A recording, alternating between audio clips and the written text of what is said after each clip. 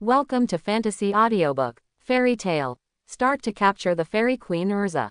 Chapter 81. Next morning, Irene, Yuen, Erza, Ulu and Lacuzes, the 5 candidates for S-rank magisters, came to the pier. You guys are here. Beside the pier, Makarov had been waiting here for a long time. Beside him was a small and medium-sized passenger ship with a fairy tale pattern printed on its sails. Then everyone, let's go. As Makarov said, he jumped onto the passenger ship in front of him first. Take a boat. Lacuzes looked at the passenger ship in front of him, the corners of his eyes twitched slightly. He seemed to have a deep resentment towards the means of transportation. Of course, you can also choose to fly to Sirius Island by yourself, but I will not be responsible if you fail to take the exam because of wasting magic power. Makarov looked at the reluctant Lacuzes and said with a sinister smile. Makarov still treats his own grandson equally. Call. Lacuzes let out a sigh of relief when he heard the words, and he bravely boarded the passenger ship in front of him. Okay. The moment Lacuzes stepped on the board with both feet, he felt a tumbling in his stomach, as if he was about to vomit it out. As for the others, they are also boarding the boat in front of them at this moment. Including Yuen, Ulu, Erza, and Irene, all stood on the boat indifferently. It seems that Lacuzes has already reached that step. Looking at Lacuzes, who was still churning in his stomach, his face pale but still holding on, Yuen thought to herself.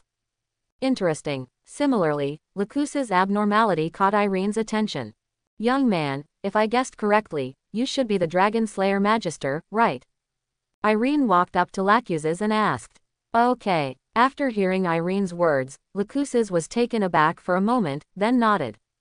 Oh. Irene just looked at Lacuzes casually, as if she had seen through Lacuzes. So that's the case. The current Magister has improved on the first generation of Dragon Slayer Magister, and developed the second generation of Dragon Slayer Magister.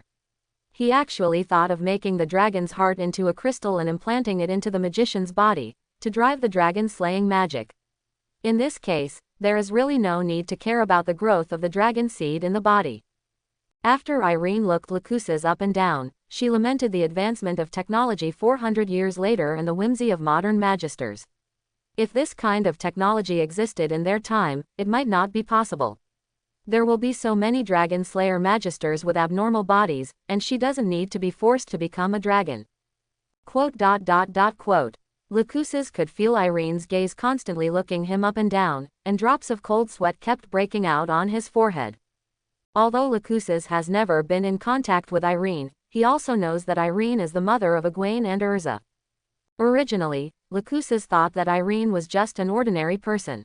It wasn't until the fairy tale 24 hours endurance race that Lacuzes knew that Irene was a hidden magister, but even so Lacuzes didn't care too much, he just thought that Irene was fast, or better at space magic.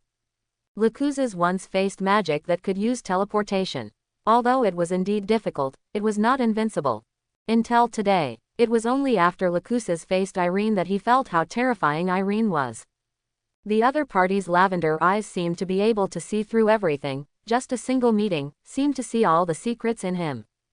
At this moment, Lacuzes was convinced that the most dangerous person on this ship was not Egwene, but the woman in front of him. Just when Lacuzes was about to say something, the boat under everyone's feet started to move along with the sound of the ship's whistle. Woo! As the passenger ship started to move, Lacuzes could feel his brain starting to faint again. He closed his eyes, put on his earphones, and leaned against the fence of the ship, blowing the sea breeze, with an extremely cold look on his face. But in fact, Lacuzes didn't dare to speak. He was afraid that if he opened his mouth, he would spit out all of last night's dinner. Hee, interesting brat. After Irene paid attention to Lacuzes for a while, she stopped paying attention to him. She was just interested in the way Lacuzes was holding on. As for Irene herself, because of the ability of the human fruit, Irene's body has been completed by the devil fruit, and the side effects of the Dragon Slayer magic have long since disappeared. In fact, even without the help of Renrangwo, Irene will not get seasick, and she will apply the attribute of not being dizzy to herself in advance. Just like Wendy, except that Irene's additional magic is more sophisticated. In fact, Irene can also help Lacuzes get rid of the pain of seasickness, but Irene thinks that he is already seasick and can't speak at this moment, but he still holds on. Lucuzes looks calm and breezy. It's very interesting, so I didn't help out. Aaron wants to see how long Lucuzes can last. Everyone is on board now. Let me tell you about the rules for this year's S-rank assessment. Makarov stood on the railing on the deck, watching the crowd preach. The rules are very simple. When we land on Sirius Island, there will be 5 passages. Each person can only enter one passage. After entering the passage, the door will be sealed by the spell laid in advance. Among them, the 5 passages represent 2 attributes, fierce fighting and fighting. The so-called fierce battle is to fight with Gildas, the only S-rank magister in Fairy Tale today. As for fighting, it's a one-on-one battle with everyone who participated in this year's S-level assessment. In other words, among the 5 of you, 4 of you will meet each other in the end, and one unlucky one will meet Gildas. Remember, only the person who defeats the opponent and wins the opponent, the channel spell will disappear. That is to say, only the winner can walk out of the channel, and the loser will directly withdraw from this year's assessment. Everyone who passes the first level will directly start the second level of assessment. The content of the second level of assessment is the maze. In fact, I have already arranged countless organs with spells on Sirius Island, and the first one to reach the person who found me under the Sirius tree is this year's S-rank magister. How about the rules are very simple, right? Makarov explained the rules of this year's S-rank magister assessment. There is really no innovation at all. But it's okay, it's just what I want.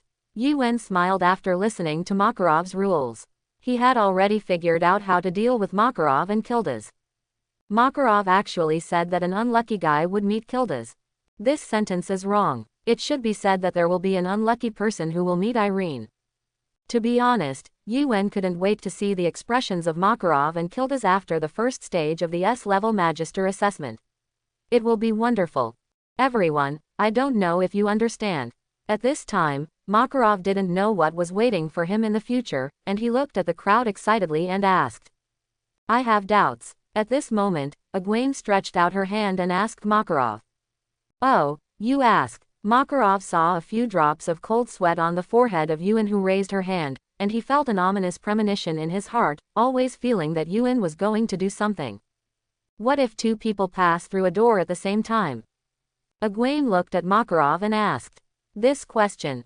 Makarov laughed when he heard that Egwene asked this question. The answer is impossible, because I have set up spells around the cave. The spells are absolute. Only when you defeat the opponent and then throw the opponent out, or if the opponent voluntarily returns the same way, will the passage door allow others to pass through. Yuen, don't try to play tricks. It took me a month to lay out the spell on the entire Sirius Island. You just follow the rules and go obediently. Although Makarov smiled at Egwene, Makarov had long thought that Yuen would not play cards according to the routine, so he asked the magister in the guild who was good at spells to come to Sirius Island to set up the examination room in advance. But there are always surprises, aren't there? Egwene looked at Makarov and asked. Haha, then it will be considered that you all passed the first level. Okay, do you understand the exam rules now? Makarov laughed. He thought that Egwene still didn't understand the power of spells, which was normal. He was young and didn't believe that there was anything absolute in this world. We understand. All Fairy Tale S-rank magister examiners except Lacuzes replied in unison. As the boat speeds forward, not long after, everyone could already see the looming island. A big tree stands here on the island, and the top of the big tree seems to support a forest. That is the sacred tree of Fairy Tale, the Sirius tree. That is, when everyone saw the island and marveled at the towering tree, the ship carrying Fairy Tale's future S-class magisters slowly stopped. Everyone is in front of Sirius Island. The assessment starts now.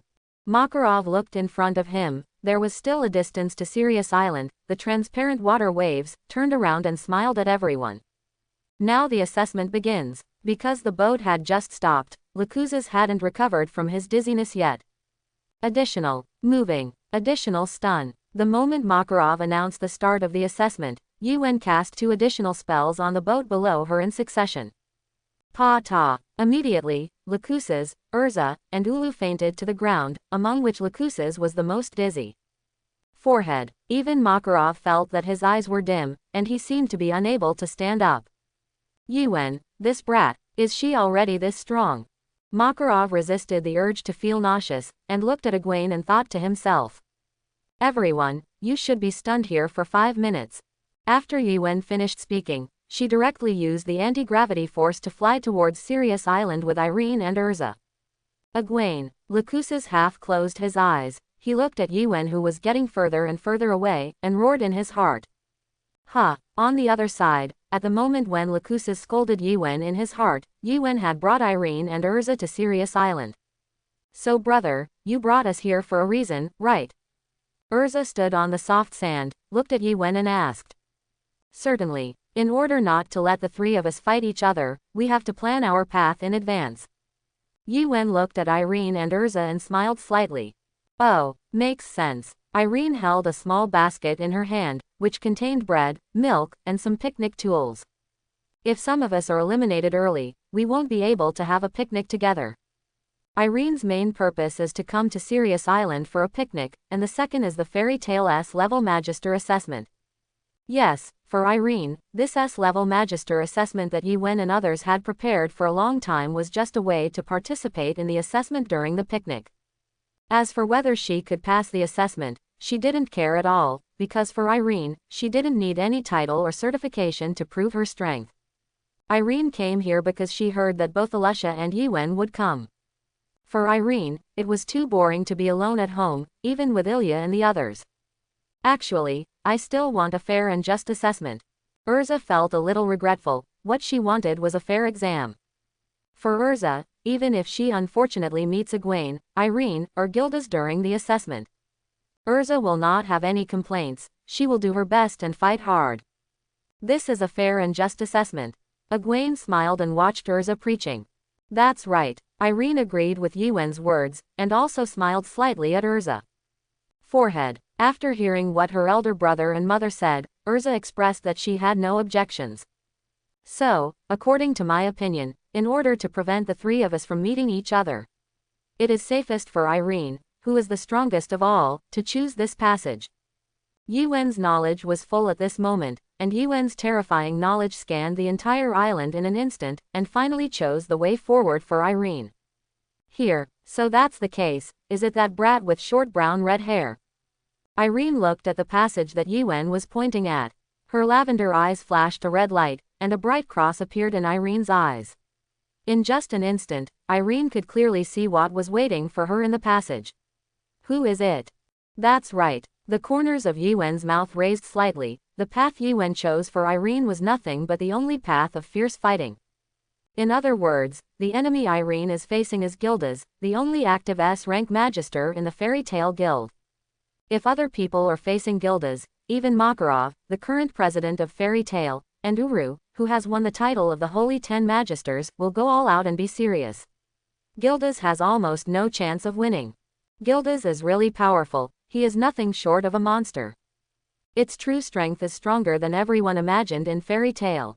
Even if her magic power has been upgraded to the shield level and she only uses immature attachment and separation magic, she still has little chance of winning in the face of the full-strength Gildas. After all, the current Gildas is not the one who accidentally met Akunologia during the mission, was injured by Xiaohe, cut off his left leg and left hand, and his strength is in a state of decline. In fact, even Gildas, who was crippled and bandaged by Xiaohe, could still suppress the Devil's Heart Vice President Bernard S. Tiga can even defeat the opponent with one move after becoming serious. In other words, the current strength of Gildas is second only to the time when the Ishgar continent was at war with the Alvarez Empire. The one who can fight against the Magic King Olgast twice, not only healed his injuries, but even after facing the Black Dragon for the rest of his life, the one who made a breakthrough.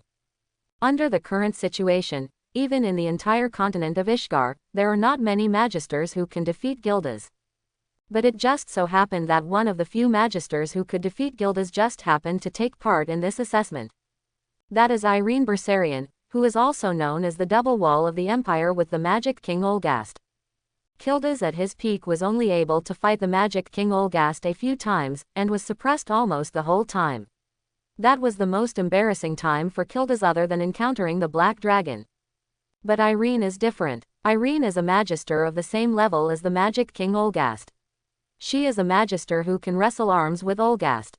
According to Brandish, it is possible to be positive. The magister who defeated Olgast. The corners of Yuen's mouth raised slightly and she thought to herself, Gildas, thank you. Just stay in your cave and guess who that unlucky guy is. In the cave. I don't know which unlucky person it will be, come to my channel. It would be great if it was Egwene, this time I will try my best to. Akio. At this moment, Gildas, who was standing in the cave quietly waiting for someone to challenge him, suddenly sneezed. Strange, why did I suddenly have an ominous premonition? For a moment, Gildas frowned, and an ominous premonition arose in his heart. Could it be that Irene chose my channel? No way, no way. Only 1 out of 5, can't it be such a coincidence? Gildas frowned, and drops of cold sweat appeared on his forehead. Gildas felt that he was careless. If Irene chose his passage, then it would be the other way around. The chosen one who became the unlucky one became him. At the same time, so Aaron, you go through the middle passage. Alusha, choose the second passage on the left. I'll take the first passage on the right. Yuen has already selected a passage for Erza and Irene. It is good. After listening to Yuen's words, Erza and Irene nodded at the same time, and then walked into the passage chosen by Yuen. As Erza and Irene entered their respective passages, the green light above their passages immediately turned into a red light, and a red fork was marked on it. This means that these 2 passages have been blocked. Next, Yuen didn't leave, he just stood outside the passage waiting for something. The other side. At the moment when Yuen chose the passage for Irene and Erza, the stun time for Ulu and Lacuzes arrived, and exactly 5 minutes had passed. Egwene. Lacuzes cursed angrily. He was so irritable that he seemed to be planning to rush to the island immediately and fight Egwene to the death.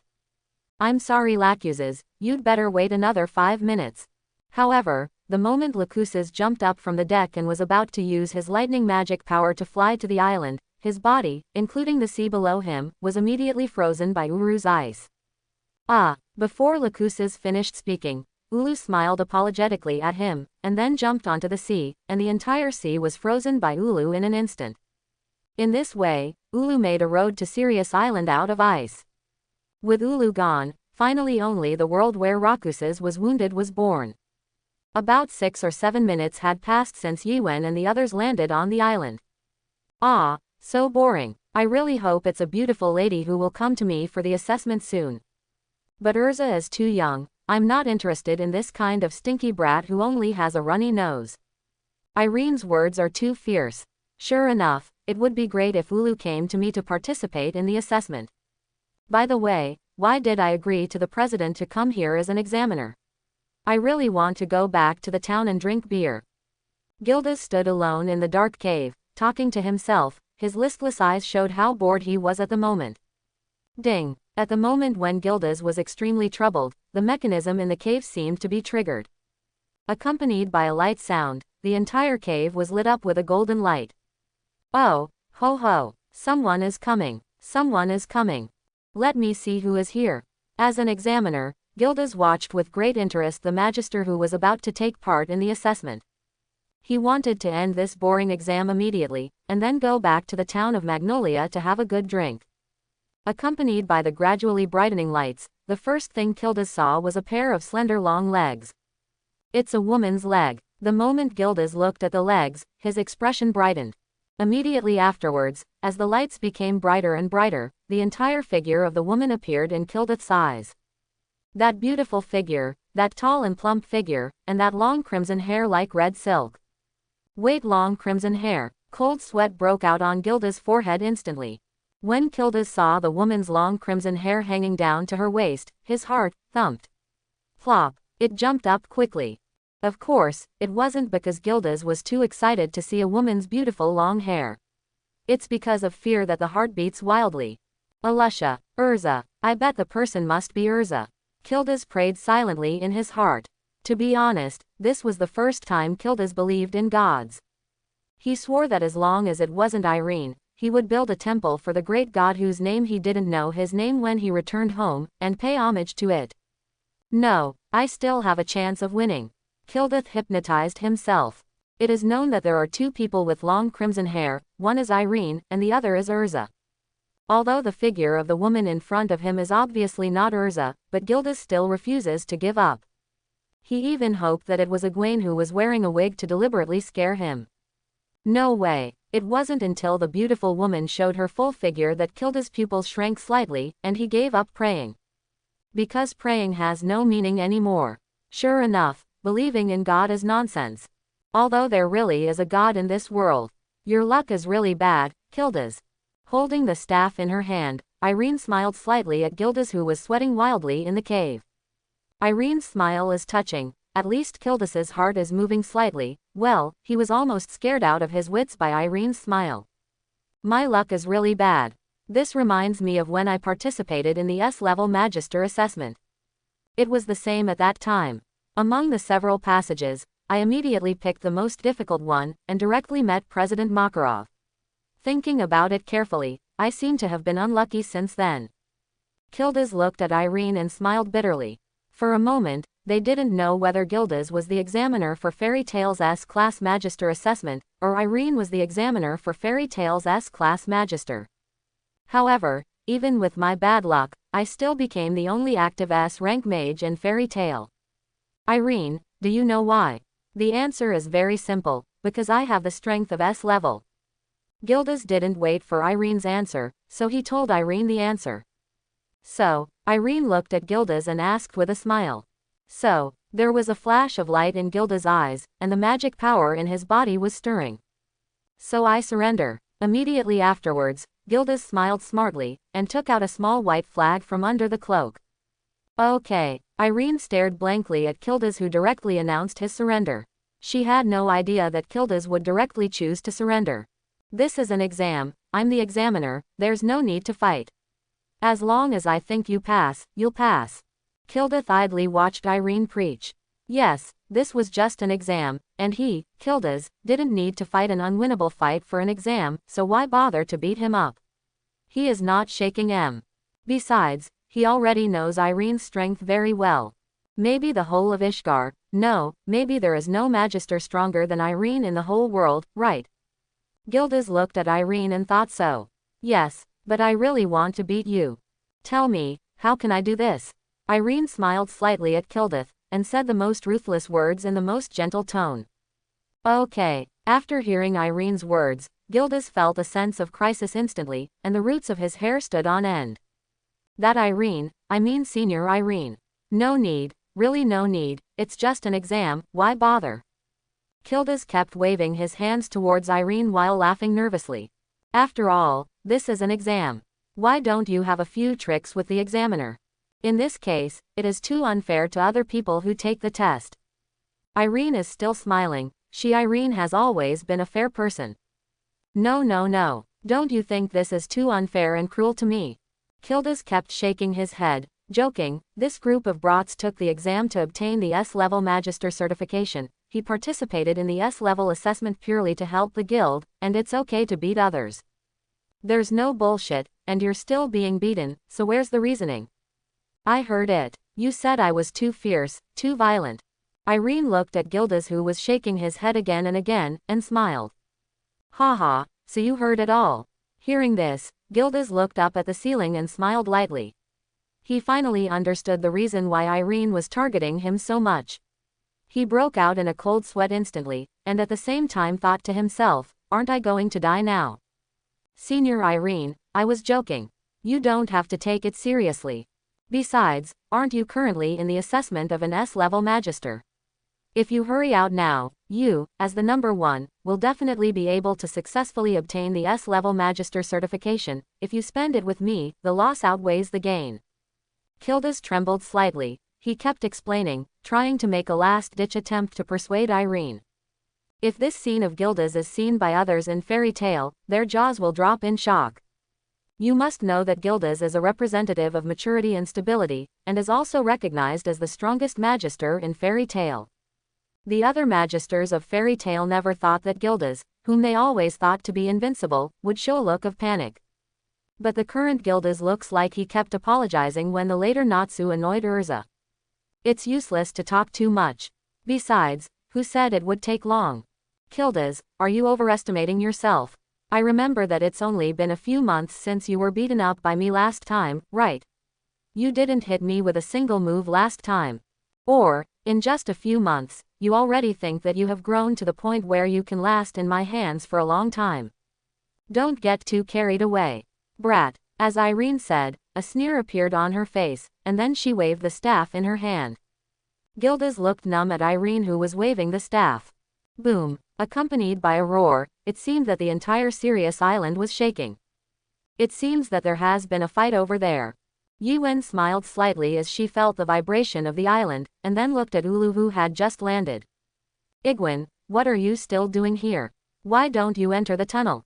Are you planning to do it now? Ulu frowned at Yuen, and then directly assumed a fighting posture. Of course not. Egwene smiled slightly at Uru, who was on guard against him. I'm waiting for you here just because I have something I want to talk to you about. How do you see that channel? As Yuen said, she pointed to one of the 5 passages.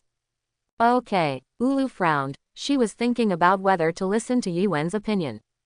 It's actually like this. Yuen looked at Wulu, who was frowning tightly, and floated up slightly, and came to Wulu's side, whispering into Wulu's ear. So that's how it is. Ulu's eyes lit up after hearing Yuen's words, and then he gave Yuen a meaningful look, and said, Yuen, you are so bold. I'm not afraid that the president will be blown up by you. Ha ha. Egwene said nothing, just smiled slightly. Okay, then I choose to join. Wulu looked at the chuckling Yuen and already knew everything. She followed Yuen's instructions and walked into the first passage on the right. Yes, the first passage on the right was originally intended to be used by Yuen, but now Yuen has given it up to Ulu. In other words, now Erza, Irene and Ulu have completed 3 paths.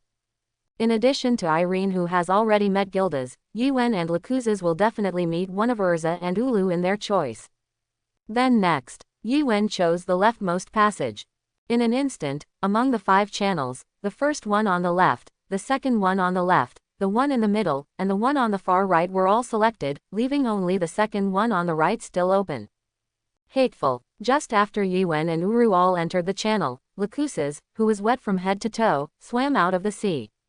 Yes, because Lacuzes was frozen in the sea by Uru. When the ice was about to melt, Lacuzes fell into the sea and got covered in water. I'm already behind now, and I can't continue to fall behind. Lacuzes glanced at the 4 closed passages, and then walked into the last passage. Slap, slap, slap. In the passageway where Erza was, she sat on a huge rock with her eyes closed and meditated. It wasn't until she heard footsteps in her ears that Erza slowly opened her eyes. Coming, Erza pulled out the steel sword beside her, according to what Brother Yuen said. In order to prevent Elusa, Yuen and Irene met 3 people, and the 3 chose different paths. In other words, the next person Erza meets will be one of Lacuzes or Uru. Lacuzes' words are okay to say, he is just defeated. But for Ulu, to be honest, Erza is not sure that she can defeat the opponent. After all, Ulu is a magister with the same title as Chairman Makarov, and his strength is by no means easy. Okay. With a flash of light, Erza finally saw who was coming. Then Erza was stunned, because the person who came was neither Lacuzes nor Ulu, but... I've been waiting for a long time. Erza. It was Egwene. I saw Yuen standing in front of Erza and smiling slightly at Erza. Brother Yuen, why are you here? Erza looked at Yuen and asked suspiciously. How should I put it? Originally, I really wanted someone else to come, but I was afraid that if someone else came, you would destroy my plan, so I came. Yuen saw Erza beckoning and said with a smile. Based on Yuen's understanding of Erza, if the person who came was not him or Irene, Erza would definitely talk after fighting with the other party. So after thinking about it, Yuen decided that he should come to the passageway where Erza was in person. In this way, many troublesome things could be avoided. Brother Yuen's plan. Erza frowned. In fact, after Yuen boarded the boat, she could feel that Yuen was plotting something with Irene. That's right. Egwene nodded. Actually, all of us have fallen into a misunderstanding. First of all, what is our purpose? Our purpose is to pass through the magical door behind us. It's not a fight. As Yuen said, she walked to the passage sealed by the spell. He gently stretched out his hand towards the wall sealed by the spell in front of him. Immediately, the wall lit up, and countless spells rose up, blocking Yuen's way. Okay, Erza was thoughtful after listening to Egwene's words. However, that door has been spelled.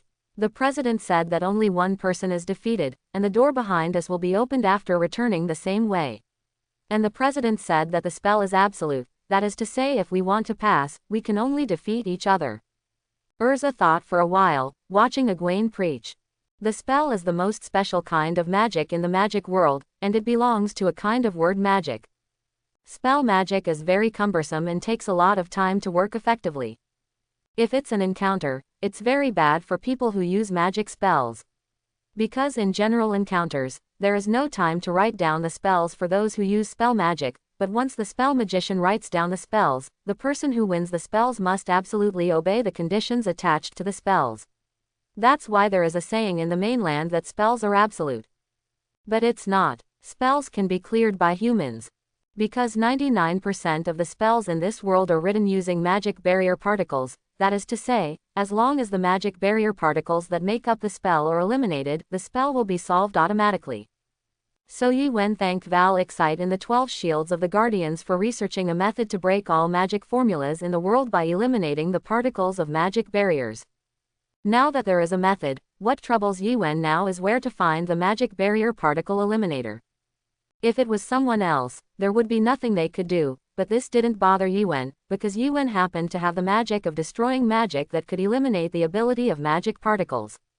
The person who uses word magic and magic barrier particles the most in this world is none other than Jeff. Zeref's demons are magic books written by Jeff using magic particles. The demons are given life with words, and the bodies of those demons created by Zeref are also composed of countless magic particles by Jeff. Of course, this is also the reason why the Gate of Hades can use magic barrier particles to resurrect demons infinitely. And Yuen's demon-killing magic is specially designed to eliminate demons, and it happens to have the attribute of eliminating demonic obstacles particles.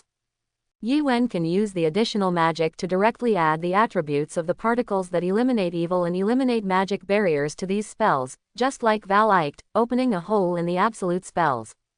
That's why Egwene asked Makarov before, what would happen if two people passed through the cave at the same time? Egwene was very satisfied with Makarov's answer. Alusha, what if I tell you that I can destroy the spell? Egwene looked at Erza and asked. Forehead. Erza was taken aback for a moment, but she never thought that Yuen could directly destroy the spell. But since Yuen said so, then Yuen can definitely do it. Erza has always believed in Yuen. So this time, I plan to destroy all the spells and let everyone pass. Egwene looked at Erza and spoke with a smile. Is this really possible? Erza looked at Yuen and asked. Who cares? Try it and you'll know. As Yuen said, the magic power in her body boiled instantly, and in the next second, he cast additional magic on the entire Sirius island. Additional, demon barrier particle elimination. With Yuen's additional magic usage, the entire island was lit up with a burst of white light. Forehead. Erza was taken aback when she felt the surging magic power coming from the island. At the same time, this feeling, shouldn't it be? Makarov sat at the entrance of the second maze, with a straw in his mouth, drinking watermelon juice. Different from all the magisters participating in the assessment, Makarov, as the president, looks like he is on a leisurely vacation. Until he felt the vibration from the ground, and the cold sweat flowed wildly on his forehead. Hey, are you kidding me? Egwene has this level of magical power. Feeling the vibration in the air, Makarov's pupils trembled violently. Boom. In the next second, with a burst of white light, all the spells on the entire island disappeared completely. Makarov watched the labyrinth he had spent a month of painstakingly arranging slowly disappear before his eyes, wanting to cry without tears. Yes, not only the first level, but even the second level, the maze that Makarov spent a month arranging disappeared. Pa-ta. At this point, Makarov knelt on the ground helplessly. He stared blankly at the fact that all the levels he had spent a month setting up all failed, and the smile on his face disappeared in an instant. Egwene. In an instant, the entire Sirius island echoed, and Makarov held his heart and screamed into the sky. At the same time, in the cave where Yuen and Erza are. Looks like I succeeded. Yuen slowly opened his eyes. He knew that his magic had been activated successfully. In the instant just now, all the spells on the entire island had failed. Egwene smiled at this. Yes, the smile doesn't disappear, it just shifts. In fact, when he was outside the cave, he could also eliminate these spells directly, but Yuen didn't do it. Because once Egwene eliminates all the spells on the island, then everyone can completely bypass the cave of Gildas. But in this case, wouldn't Irene have no reason to beat Gildas? In order to let Irene go to fight Gildas, he took great pains, and even delayed the time to activate the magic. Yuen believed that Gildas could understand his. After all, Yuen is doing it for the good of Gildas, so as to save Gildas, who can't find an opponent on the continent of Ishgard, from getting lost in the magic way. Yuen wants to tell Gildas that there is a world beyond the sky. There are people outside the truth. After all, the journey of a magister to explore the magic path cannot always be smooth sailing, it must be full of ups and downs. Thinking of this, Yuen looked at Erza and smiled slightly. You see, all the spells that blocked our progress have disappeared. So, let's pass the level happily together. Quote. Erza looked at Yuen, who had indeed cleared all the spells in the cave, and didn't know what to say. Although her brother was strong, he was very reckless. In fact, Yuen originally wanted to pass the level alone, but who let Gildas put him together? Well, he has changed his mind now, and plans to bring four together, and everyone will come happily together, and go back happily together. As for Erza and Lacuzes, they became S-class magisters prematurely. With the current strength of Erza and Lacuzes, will it be dangerous to perform S-level missions? You can rest assured about this, because there is no S-level mission for them at all. Yuen couldn't even do S-level missions by herself. The other side, Uru and Lacuzes also met in their own cave. Are you kidding me? Who wants to be promoted like a handout? I will beat you all to the ground with my own strength.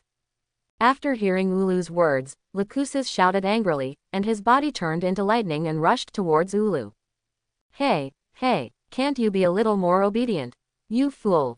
After Ulu heard what Lacuzes said, a flash of anger flashed in his eyes, and the magic riot in his body instantly frozen Lacuzes in place. Is this the only way you will listen to me obediently? Ulu looked at Lacuzes, who was frozen by her, and spoke helplessly. Crack, click, click. However, just when Ulu thought he had dealt with Lacuzes, with a roar, Lacuzes broke through Uru's ice. This kid. Ulu looked at Lacuzes, who had broken through her ice, his pupils trembled. Who? Ulu, do you think I will be defeated by the same trick a second time? Lacuzes panted heavily, and he looked at Ulu with a smug smile. Boom. Before Lacuzes could launch an attack, Lacuzes was frozen in place again with a burst of terrifying cold. What big talk, brat, it's just a fluke that broke my ice, I can completely freeze you again. Ulu looked at Lacuzes, who was still smiling triumphantly even though he was frozen in front of him, and spoke softly. Then now comes the question, how should I take this brat out of here? Ulu looked up and down at the ice sculpture in front of him, lost in thought. Meanwhile, on the other side, the only fierce battle channel among all the channels, which is the only active S-rank magister in Fairy Tail, the channel where Gildas is. This feeling, is it Egwene? After Irene felt Yuen's magic, she stopped her movements.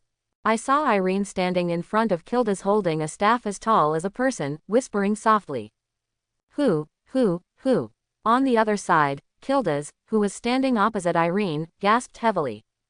Unlike Irene, who was still graceful and comfortable, not even a speck of dust on his body, Gildas looked extremely embarrassed at this moment. Not only was his beloved cloak half burned by Irene, but even he took care of it carefully and laid it well. Hairspray, and short orange-red hair from back to back, now looks messy. It's not an opponent at all. Gildas stood where he was, taking advantage of Irene's lack of attack, quietly recovering his strength while talking to himself. In just a short moment, Gildas took over 100 kinds of magic with different attributes. The additional magic of that frequency made Gildas attack from Irene until Irene was killed by Evan. The magical attraction stopped, and I haven't been able to take a good breath. Even with his strength, after continuously using smashing magic, he felt a sense of collapse. This high-frequency use of super high-level destruction magic, smashing, even with the strength of Gildas, is a bit too much. It's almost here. It's a pleasure playing with you, but Egwene is already calling me. Irene came back to her senses, looked at Gildas who was about to fall down from exhaustion, smiled gracefully, and decided to let him go for the time being, because Irene had had enough. Yes, the current battle that Gildas is fighting with all his strength is like playing a game in Irene's eyes. Hey, you don't think you can run away after the fight is over? But now I'm starting to get serious. However, what Irene didn't expect was that under the influence of Irene's decision to let Gildas go, Gildas became arrogant instead. I saw Gildas looking at Irene and shouting. At this moment, in Gildas' eyes, there was a raging flame of war. What is that sentence called? By the way, Gildas is now on fire. Allah, aren't you a masochist? Although trampling on others does make people feel happy, but I don't have time for the queen today. Irene looked at Gildas who was full of fighting spirit, covered her mouth, and smiled lightly. Whipping. Are you kidding? Be careful that you will be crushed by me. The victory and defeat have just begun. Gildas grinned after hearing what Irene said. Okay. After hearing what Gildas said, Irene frowned. You have been beaten by me unilaterally from the very beginning, yet you dare to say such big words that the real victory has only just begun. Irene said. Her eyes froze, and a dangerous breath came from her body. Emitting, Irene's purple eyes looked at Gildas coldly, and said softly, Boy. Since when did you have the illusion that you can defeat me? It starts now. Gildas yelled and rushed directly towards Irene. I saw Gildas pointed his right hand at Irene, and shouted at the same time, Smash. The moment Gildas' voice fell, endless white light directly enveloped Irene. Boom. In an instant, the terrifying magic power engulfed Irene and all the land around Irene. Useless. Irene bathed in the magic of Gildas, like a spring breeze. The staff in her hand waved lightly, and the property of being unable to split directly counteracted Gildas' shattering magic. It's not over yet. Since you can't use shatter magic on you, then. Earth, smash it for me. Gildas pointed to the ground beneath him. Boom. In an instant, the ground under the feet of Gildas and Irene was all shattered into pieces and torn apart, making it impossible for people to stand firm. Do you think you can beat me like this? Boy, stupid. Irene looked at Gildas who smashed the ground, and smiled disdainfully. In this case, your shattering magic is useless, right? Irene tapped her toes lightly, and she jumped up from the shattered ground in such a light way, floating in midair. Ha! Gildas looked at Irene who floated up from the ground, the corner of his mouth slightly raised. Okay. Irene looked at the chuckling Gildas, narrowing her eyes, and Irene knew what Gildas, the brat, was probably planning. Hee. Irene, if you don't avoid it, your clothes will get dirty. Gildas pointed behind Irene and snickered. Okay. After hearing what Gildas said, Irene turned her head slightly to look, and saw the clod on the ceiling above Irene's head, which was crushed into dross by Gildas at some point. For a moment, it seemed that the top floor of the entire cave was about to fall. As Gildas said, if she continued to stay in midair, she would definitely be covered in ashes. Additional stability. The corner of Irene's mouth raised slightly, and she waved the staff in her hand. In an instant, the entire crumbling cave became extremely stable and solid. Oh, it seems that you are going to be in trouble, Gildas. Now, your shattering magic may not even be able to change the surrounding environment. In other words, your shattering magic is completely useless. After Irene secured the cave, she looked at Gildas and smiled. My crushing magic is completely ineffective. Are you kidding me? I've been waiting for this moment. Smash. After hearing Irene's words, Gildas calmly used Smash on the ground below him. It's useless. There is a huge difference in magic power between you and me. Your shattering magic can't shatter my land with the attribute of solidity. Irene shook her head as she looked at Gildas who was using shatter magic on the ground. In her eyes, Gildas was doing nothing. Yes. After hearing Irene's words, Gildas raised his mouth. When Gildas' shattering magic touched the solid ground, it was bounced back instantly, and hit Gildas directly in reverse. In an instant, Gildas, who had endured his shattering magic, had countless lines all over his body, and those lines divided his body into small grids one by one. Irene looked at Gildas who crushed her body, and a look of shock flashed in her eyes. This was the first time that Irene was surprised after fighting against Gildas for such a long time.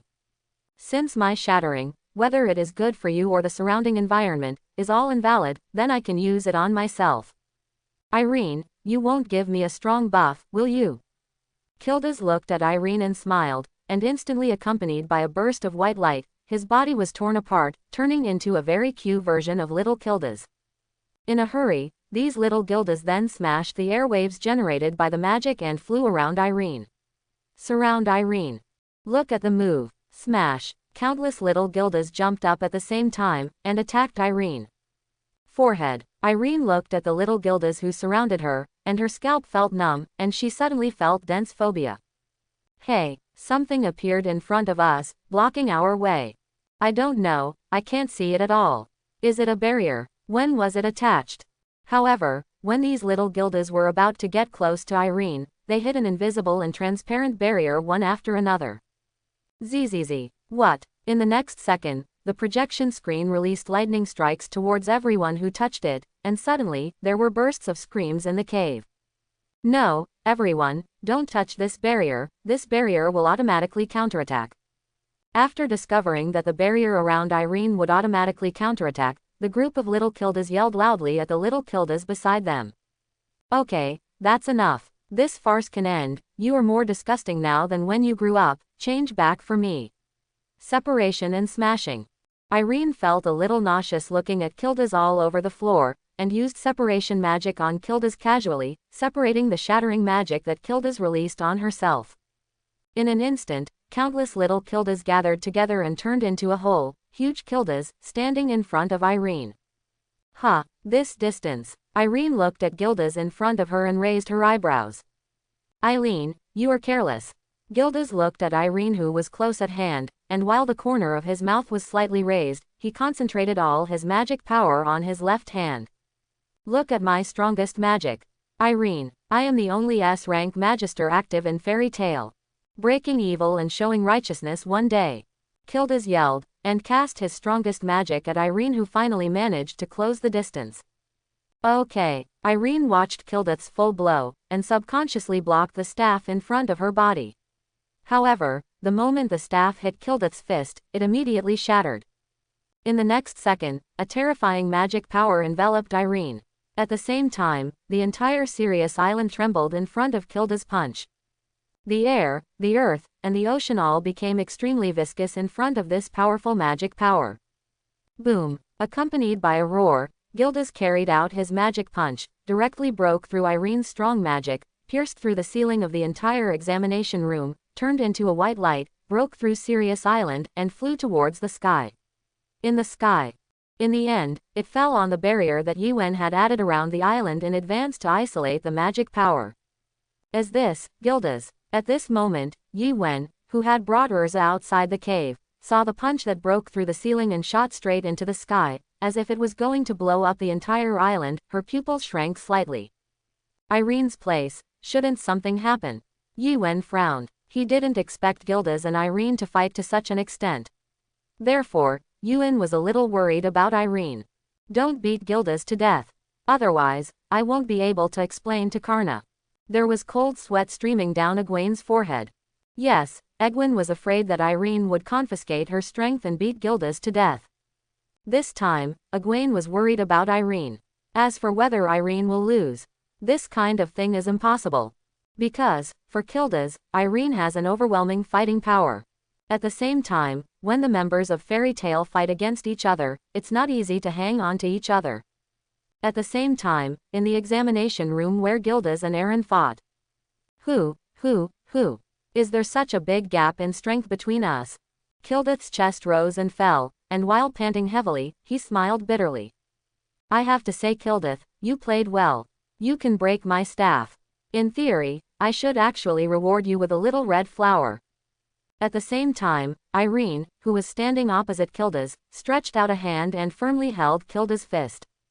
In the face of Gildas' killing punch, Irene was still unscathed. I thought close combat would be your weakness. In the end, where is your weakness in close combat? If I hadn't seen it with my own eyes, if you were the one blocking my punch, I would have thought it was a giant dragon blocking my punch. Gildas was a little helpless. He originally thought that Irene had been fighting him at a distance because Irene was not good at melee combat. However, when Gildas got close to Irene, punched Irene and was easily caught by Irene, Gildas realized that close combat is not Irene's weakness at all. On the contrary, close combat is Irene's strong point. The staff in Irene's hand is not used to protect herself, but to protect those who fight her. According to Irene's words, I don't want those little toys that are beyond my control to be destroyed by her too quickly. You just said, you thought something blocked your fist. I really didn't hear clearly. After hearing what Gildas said, Irene smiled and asked Gildas. Okay. Gildas looked at the smiling Irene and didn't take it seriously.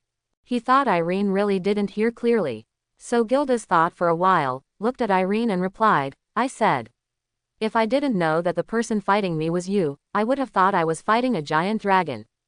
Before Gildas finished speaking, he was hit in the abdomen by a huge force. Puff! I saw Gildas spitting out countless white foams from his mouth, rolling his eyes white, and blocking the ground. Boy, who did you say was the dragon? Irene asked coldly, looking at the fainted Gildas in front of her. Eileen was angry, for the first time in the 11 years since she met Egwene. The reason is that someone actually called her a dragon. She has always been human. It just looks a bit like a dragon. When Irene pulled the rag-like Gildas out of the cave, what she saw were Egwene and Erza who were waiting for her outside the door. That thing is. After Yiwen saw Irene, she pointed at the dilapidated Gildas in Irene's hand, which seemed to be broken by playing with it. The corners of her eyes twitched slightly, she couldn't help but asked Irene. What are you talking about? This is rubbish. Who knows nothing but hooking up with women.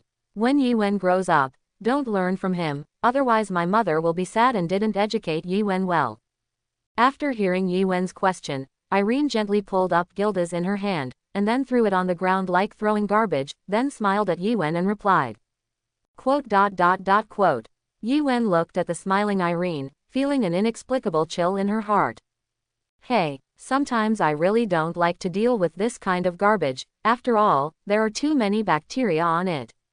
After Irene finished disposing of the garbage, she waved the remade staff lightly, and immediately water came from the sky. After Irene carefully cleaned her leather-gloved hands, she looked at Yiwen and asked, can we proceed to the second level? No, wait a second, there are still 2 people who haven't come. As Yiwen said, she looked towards the last cave, which was the cave where Ulu and Lakusas were located. Yiwen looked at the cave with some confusion. According to what he had discussed with Ulu before, Ulu and Lakusas should have come out at this moment. But now this situation. Obviously, if there are no accidents, there will be accidents. About 10 minutes passed, accompanied by a rustling sound of wheels rubbing against the ground. A huge thing walked out of the cave. Hey, what is this? Yiwen frowned as she looked at the things in front of her. When the huge thing appeared in front of Yiwen and the others, Yiwen fell silent. I saw that the huge thing in front of me was a car made of ice, and there was an ice sculpture on the car. The ice sculpture was none other than Lakusas, and the person pulling the cart was naturally Ulu. I'm sorry, I was a little delayed because I had to make an ice cart. This kid insists on defeating me with strength. Ulu put the car aside, pointed at the frozen Lakusas from the inside out, and spoke helplessly. I see. Yiwen looked at the lifelike, ice sculpture covered with a thick layer of ice, and nodded slightly. He could guess the general plot. It should be Uru who told Lakusas about Egwene's plan. As a result, Lakusas yelled at Ulu angrily, who will go according to your arrangement. I will defeat you all by strength, and then I will become this year's S-rank Magister. It just so happens that Ulu is also a violent person. After hearing what Lakusas said, he must have yelled at Lakusas angrily, why can't you understand the words, you little brat? If that's the case, don't blame me for being ruthless. Then, Lakusas turned into an ice sculpture. Do you want to thaw him? Irene looked at the frozen Lakusas, and asked Yiwen. Let's forget it. I think a Lakusas who can't speak or move is a good Lakusas. Egwene thought for a while, then shook her head. I agree. Erza gave her brother a thumbs up. Indeed, Uru also nodded at this time. In short, keep it as it is now, and drag him to the Sirius tree like this. As for the second level, anyway, the previous traps are gone, just walk through it in a dignified manner. Egwene preached to the crowd around her. It is good.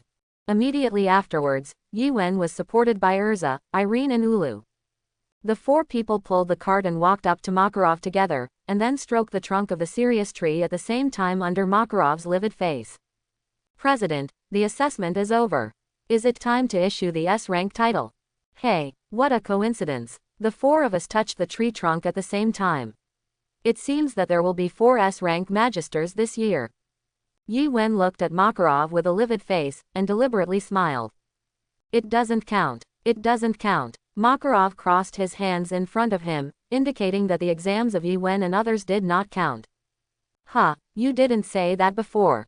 Old man. After hearing Makarov's words, Yuen asked uncomfortably. I don't care. I don't care. I don't care. I am the president of Fairy Tale, I have the final say. After hearing what Egwene said, Makarov looked like he was going to lie down to the end. This old man. Yuen looked at Makarov with a slight smile on the corner of her mouth, playing tricks.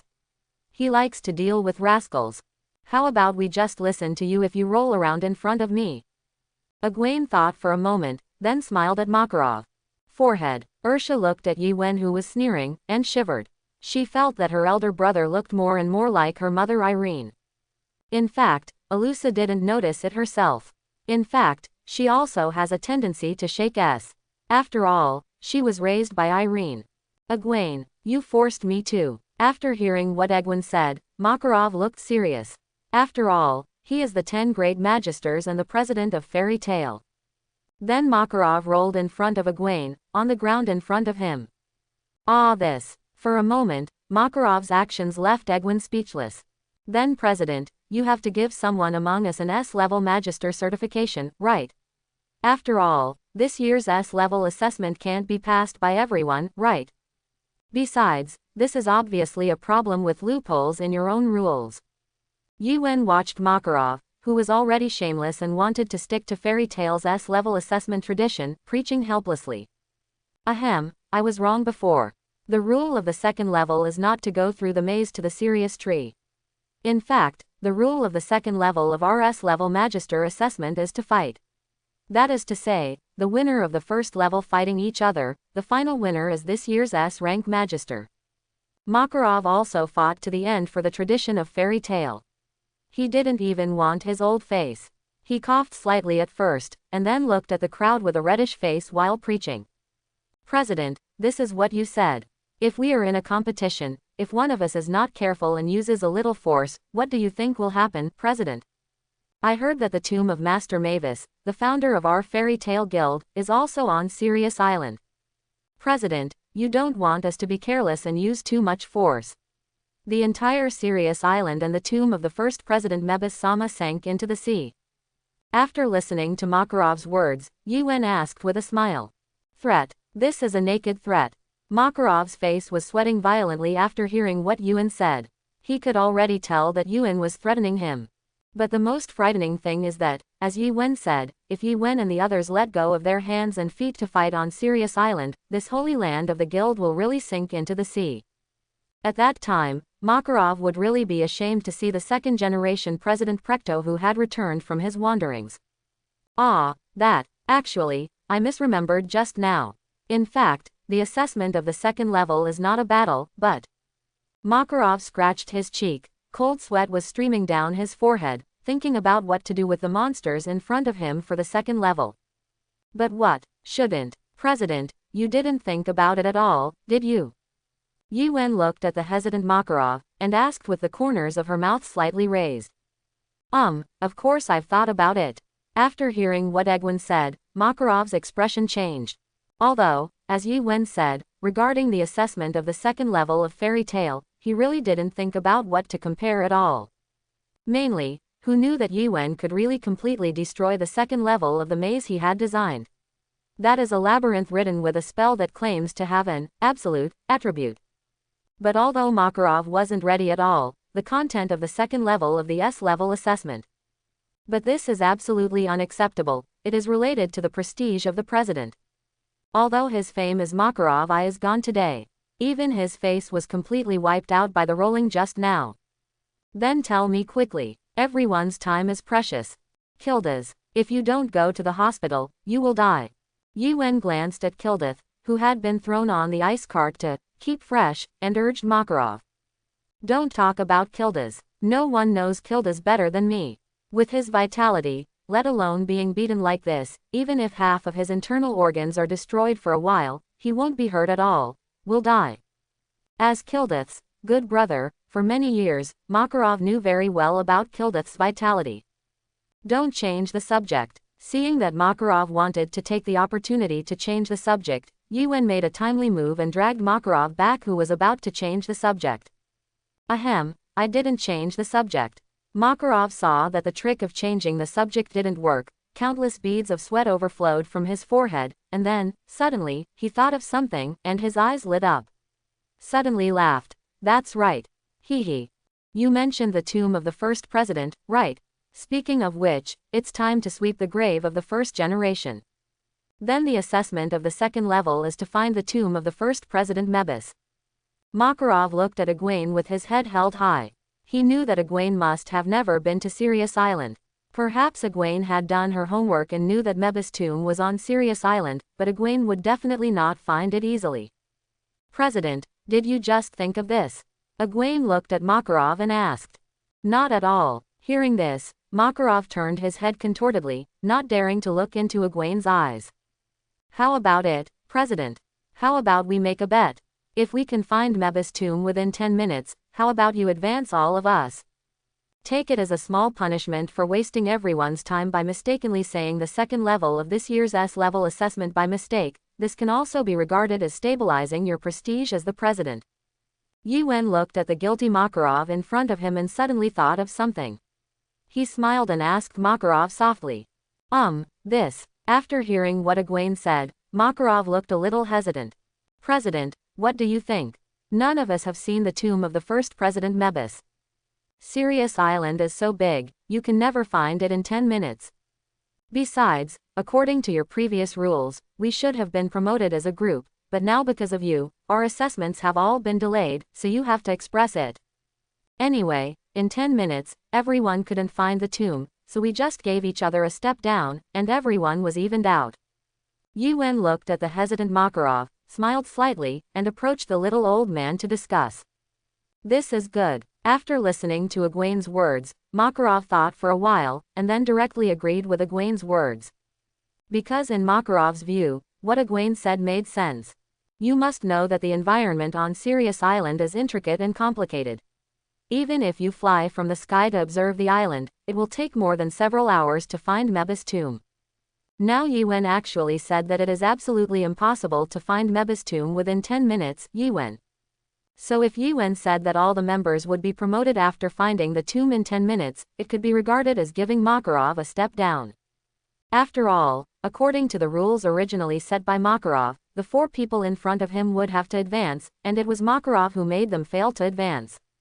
Although Makarov could feel that the few people in front of him didn't take the S-level assessment too seriously, there was always a trace of resentment in their hearts. Now, because of Yuen's words, the resentment was directly resolved. Even if the 4 of them failed to find Mavis's tomb within 10 minutes, and failed to advance to the next level, it was a sign of the lack of strength of the 4 of them, and it had nothing to do with Makarov. After all, Makarov gave him a chance. Makarov thought so, and gave Yuen an apologetic look. He shouldn't have listened to that Gildas. Evan is a good boy. I saw Makarov looking at Yuen's eyes shining with tears. He was moved, and said softly in his heart, Ivan. You really are a good boy who cares about the president. I will let you become an S-class demon next year. Teacher, what the old man said. However, before Makarov's inner emotion is over. Egwene spoke. Okay, that's what you said, everyone heard it. As long as we find Mavis' tomb within 10 minutes, all members will be promoted. After hearing Makarov's words, Yuen also showed a satisfied smile. He smiled and looked at Irene beside him. Okay. Makarov's heart trembled when he heard that. Irene, please. Yuen sent a trusting look to Irene.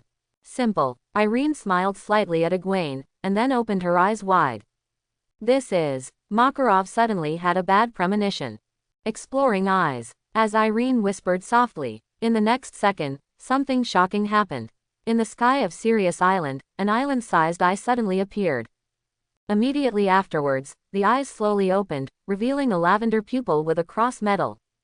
In just a split second, those eyes had a panoramic view of Sirius Island. What, in this world, does this kind of magic still exist? Makarov stared at the eyes that covered the sky in the sky, and his eyes widened.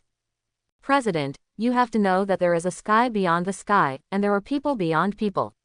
For you, the president, you have suffered some setbacks now, and it is for your own good. Egwene looked at Makarov and said with a smile, "Give me back the emotion I just felt." You. Makarov looked at Egwene and roared. "So it turns out." Egwene looked at Makarov and smiled slightly. "Of course all the members are promoted. Brat." After being silent for a while, Makarov spoke softly. At the same time, Makarov sighed inwardly, "This world. It's surprisingly vast. Maybe, when I retire, I might as well go wandering like the second generation, and take a good look at this vast and boundless world." Makarov looked at the sky and thought silently. Yes, Makarov is already planning to retire. Members of the Magic Council have always thought that the work of their members is the most tiring, just joking. The most tiring job in this world is obviously being the president of the Fairy Tale Guild. After Irene found Mavis' tomb in an instant, Makarov finally resigned to his fate, broke the tradition of previous years, and decided to distribute S-Class Magister qualification certificates to all staff. In fact, there has never been such a powerful existence in the S-level assessment of previous years, participating in the S-level Magister assessment of Fairy Tale. So, everyone pulled ice to seal Lacuzas's car, and lay on the ice cart to keep it fresh. Gildas, who prevented the stinking corpse, walked towards Mavis' tomb. After all, since you have come to Sirius Island, it is always not good not to pay homage to Mavis's tomb. Although Mavis's body is not here, Sirius Island is indeed the first president of Fairy Tale where Mavis' soul returns. Ivan, speaking of which, how did you break the spell? On the way, Makarov asked Yuen about his doubts. Because when I was dealing with Daliola, I found that Daliola has a strong magic resistance attribute. In order to eliminate Daliola, I added the same demon attribute as Daliola, thus obtaining the Demon Slayer law. In the magic of destroying demons, there is the power to eliminate the particles of magic barriers. It just so happens that 99% of the magicians in the world are using the particles of magic barriers to write spells. I directly use the additional magic to attach the property of removing the magic barrier particles to the entire island, and directly remove the words used to write the spell. Yuen explained the principle of how she cleared the spell that Makarov had imposed on Sirius Island. Can it still be like this? Makarov opened his mouth wide. This was the first time he had heard of such manipulations. These manipulations by Egwene directly broke Makarov's common sense. For the first time, he understood that the so-called absoluteness of the technique was not absolute. Absolutely this kind of thing in the true sense. I see, Yuen, did you use this method to clear the spell? I thought you just used separation and attachment magic to separate all the words that make up the formula. Although spells and such things are combined together, they can exert extremely powerful power, but if you take them apart, to put it bluntly, they are just simple words, and words are not so powerful. After listening to Egwene's words, Irene thought about the sermon for a while. If it turns into Irene, the moment Irene jumps to the spell will collapse. Is there another way? Yuen was taken aback after hearing what Irene said. It is obvious that Irene's method is simpler than his. In this case, there is no need to eliminate the attribute of magic barrier particles at all. Besides, I have more than 100 simple and quick ways to clarify the spells. Yuen, would you like to listen to them? Irene looked at Yuen's serious expression, and seemed to think of something, and asked Yuen. Appreciate further details. When Yuen heard this, she immediately moved to Irene's side. Like a student listening carefully in class, she looked at Irene intently, for fear of missing any words that Irene said. Actually, there is a safer way besides separating the text. Although the current mainstream characters and magic spells in the Ishgar continent are written in ancient symbols, in fact, there are many kinds of characters in this world, and those characters can form spells. Some of them, even if it is a single word, but it still possesses impressive power, such as a single word like, cut. When Irene said this, she wrote a Chinese character, cut, in the air, and then threw it on the nearby trees. In an instant, several trees on the island were broken into pieces under Irene's chopping. It was as if it was cut off by some sharp weapon. I see. Yuan looked at Irene's text and nodded. As for word magic, Yuan knew a little bit about it, and there were Chinese characters in this world. Speaking of which, in the heart of the devil established by Precto in the original book, there are non-mainstream characters and characters magic users, which caused a lot of trouble for Farad and others at that time. So these single words can also produce ability words. If we directly separate the words, it will be very dangerous. For this reason, we can directly separate and reorganize the land with the magic formula attached. Of course, this is to deal with the magic of the same level. The method of the spell cast by the mentor, or a magister stronger than you. If the person who casts the spell is very weak, then we can be more straightforward, directly adding the attribute of erasing text, directly erasing the ability of text, and turning the spell into the most basic magic particle. Irene looked at Yuan and began to talk about various ways to deal with the spells. I see. Yuan listened carefully to Irene's words, nodding her head from time to time. Quote. Makarov looked at Yuan and Irene, who were discussing how to crack the magic formula that claimed to have absolute attributes while advancing, and he fell silent. Just give the title of S rank to this monster family. If we don't give it to them now, won't they come to Sirius Island to take the S-level exam next year, the year after that? Give me a break, old man. Giving the Bersarian family an exam is a double torture both mentally and physically. If they still come next year, I don't want to hold S-level exams in recent years. How should I say it? I'm a little sad, Makarov thought silently in his heart. Of course, although Makarov was heartbroken by Yuan and the others, whenever he saw a seedling who could take the S-level examination, Makarov would happily hold the S-level examination. After all, watching the members of the guild grow stronger and stronger is the happiest thing for the president, Makarov, not one of them. After a while. Ahead is the tomb of Mavis, the first president of Fairy Tale. Don't make trouble, everyone, be serious. Makarov did not know when he had already walked in front of Yuan and the others. Obviously, Yuan and the others should lead the team to prove that Irene had indeed found the tomb of the first generation. I forgot about this. According to Lacousses, the old man has reached the age of dementia symptoms, and it is time to retire. Oh, Yuan and the others cooperated with Makarov and responded softly. As the crowd slowly moved forward, they finally saw the tomb of the first Mavis. It was a stone tablet with bursts of light emitting from the center, as if burning with a mysterious flame of life. Everyone. Makarov led the crowd to the stone tablet, and was about to say something, but the words got stuck in his throat. I saw a boy with short black hair and wearing a strange ethnic minority costume, who came to Mavis' tomb one step ahead of everyone else. Makarov knew that the boy who was standing in front of the grave of Mavis, the first president of Fairy Tale, definitely did not belong to Fairy Tale, because the whole guild was up and down, and Makarov remembered every day the appearance of a member of Fairy Tale. The boy in front of me is not in it. That is, can't it? Just as Makarov was watching the boy frowning, Yuan also noticed the boy. When he saw the boy's back, he was stunned. Because whether it was the young man's clothes or the ominous aura emanating from the young man, Yuan could think of a person. A person who has practiced Fairy Tale for more than 400 years. At the same time, Yuan was speechless about the incident of meeting the villainous big boss before leaving Novice Village. But Yuan thought about it. It seemed that just after crossing, he met Irene, the boss of the penultimate level, and almost fell into a box. Compared with the desperate situation at that time, this is much better now. At least it's better than meeting Xiao He. Okay. At the same time, the moment Irene saw the boy, her eyes narrowed slightly. When she was looking for Mavis' tomb, she released her probing eyes, but her probing eyes didn't notice the boy, traces.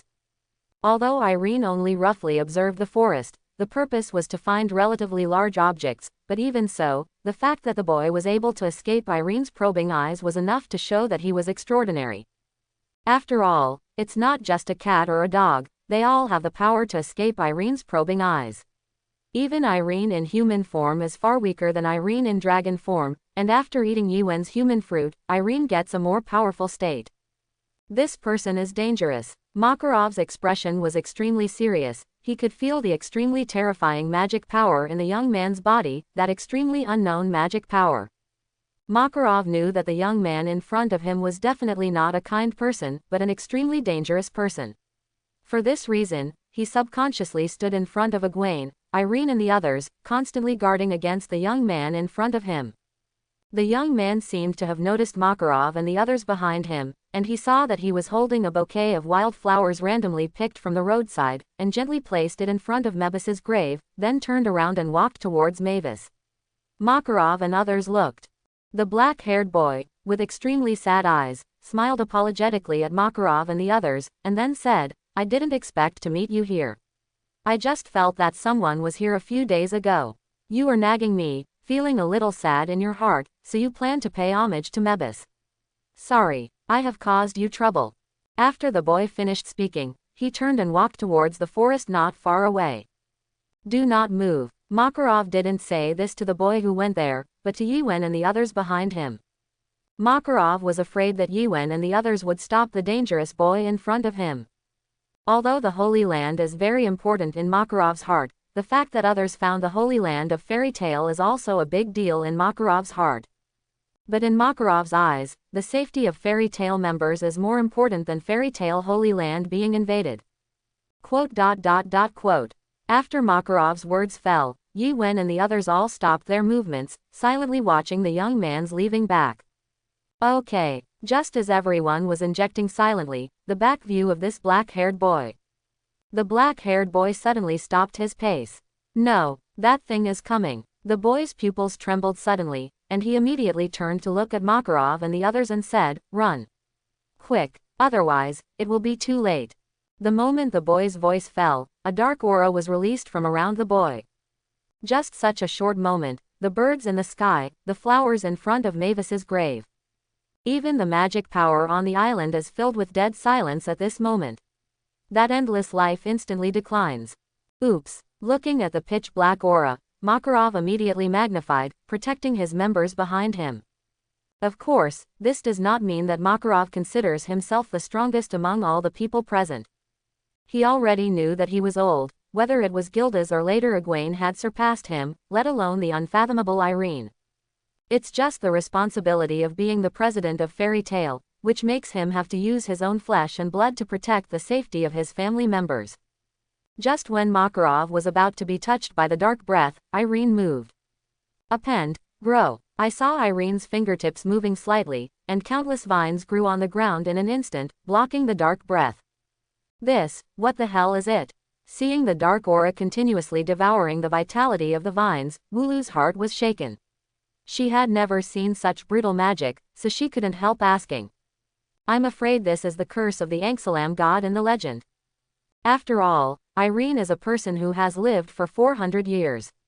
She has seen a lot, and instantly recognized the black breath released by the black-haired boy. The curse of God Anxalam. The curse in the legend. You will encounter it here. It's amazing, I thought it was just made up by the ancients.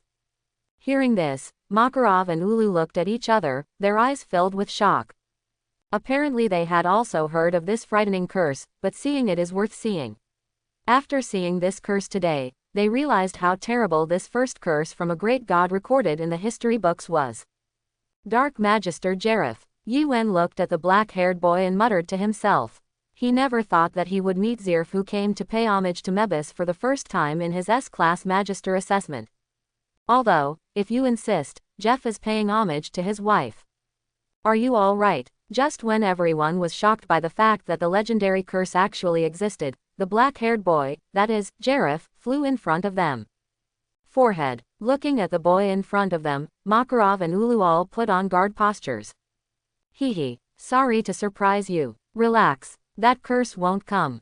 Zeref looked at Makarov and Ulu, who were looking at him on guard, and smiled bitterly. He didn't intend to hurt anyone at first, but when he saw Makarov, he thought of Yuri, and when he thought of Yuri, he thought of Mavis, and when he thought of Mavis, love arose in his heart. As soon as there is love, the great god of life is not happy. And now Jeff has sealed the love in his heart, so he can communicate with everyone safely. You are Makarov returned to the size of a normal person, and at the same time put down everyone in his arms. He looked at Zeref and asked. I'm just a man who should have died. A man of no importance. Don't worry, Makarov, I'll be leaving soon. Zeref looked at Makarov and shook his head with a smile. You. Makarov was taken aback for a moment. He didn't expect that Zeref could call his name directly, which shocked him very much. Gildas, Lacuzes. Immediately afterwards, a scene that shocked Makarov even more happened. Zeref looked at Gildas and Lacuzes who were unconscious on the ice cart, and whispered their names. Then Zeref looked at Uru again, and Yuen and Erza said, and, Yuen, Ulu and Erza, everyone in Fairy Tale. You must work hard, try hard to become strong, and then stop. While talking, Jeff was stunned when his eyes fell on Irene. Because even Jeff, who has been secretly paying attention to Fairy Tale, doesn't know Irene at all. After a while, Zeref smiled bitterly, looked at Irene and said, I never thought that there would be such a powerful magister on the continent of Ishgar. What a mistake, haha. However, if this is the case, Ugasti's plan will probably fail. That's fine, the time has not yet come, the time has not yet arrived. Natsu, I'm waiting for you. As Jeff spoke, he seemed to think of something, his expression became sad again, and there seemed to be a black aura around him again. For a moment, Irene and the others looked shocked. Yuen frowned when she saw the black aura emanating from his body. He tried to cast calm magic on Jeff, but failed. Maybe at the level of Zeref, only an additional magister like Irene who has stepped into the limit field can add to Zeref. Hey, cursed person, calm down, the curse is coming again. Egwene saw that Zeref's own magic was invalidated, and she wanted to fall into memory again, and then cause the curse of Anxalam God. Snapped. In desperation, Yuen couldn't care less. He came directly to Jeff, slapped Jeff on the cheek, and chose to use physics to help Jeff wake up. Following Yuen's slap, Makarov was stunned, Ulu was stunned, Erza was stunned, and even Zeref was stunned. Okay. However, following Egwene's slap, Jeff's eyes gradually flashed a little bit of clarity, and at the same time, the curse began to slowly dissipate. Call. Egwene breathed a sigh of relief looking at Zeref who had been interrupted by him. Sorry for making you worry. I should have left just now. Zeref, who came to his senses, did not get angry with Yuen and the others because of that slap, but apologized to everyone. Jeff, who hasn't fallen ill yet, is really Asahi. But it is also because of Jeff's excessive gentleness, seeing flowers and plants, and birds eating grass seeds on the side of the road, he will also develop a character of pity, so he will be rejected by life all the way. What he likes, pity, everything I love dies slowly with Jeff's love. In fact, the reason why Yuen slapped Zeref was to make him hate him, because in this world, Zeref's dislike is far safer than his love. Is your curse really irreversible? Egwene asked after interrupting Jeff's memory. For 400 years, I have tried countless methods and traveled to several worlds, but I still can't find a way to lift the curse. Maybe God is invincible. After hearing what Yuen said, Jeff sighed. It's not that he didn't work hard, but he really couldn't help it. In 400 years, he traveled all over the Ishgar continent, the western continent, and even the northern continent. Even traveled to other worlds, but still can't find a way to fight the curse of calming the nerves. Is there no way to defeat God? Egwene thought for a moment, then continued to ask. Oh, the way to defeat God. After hearing what Egwene said, Jeff fell into deep thought. In theory, there is indeed a way to defeat God. As long as you practice the God-killing magic to the extreme. But it's impossible, because so far no one has been able to.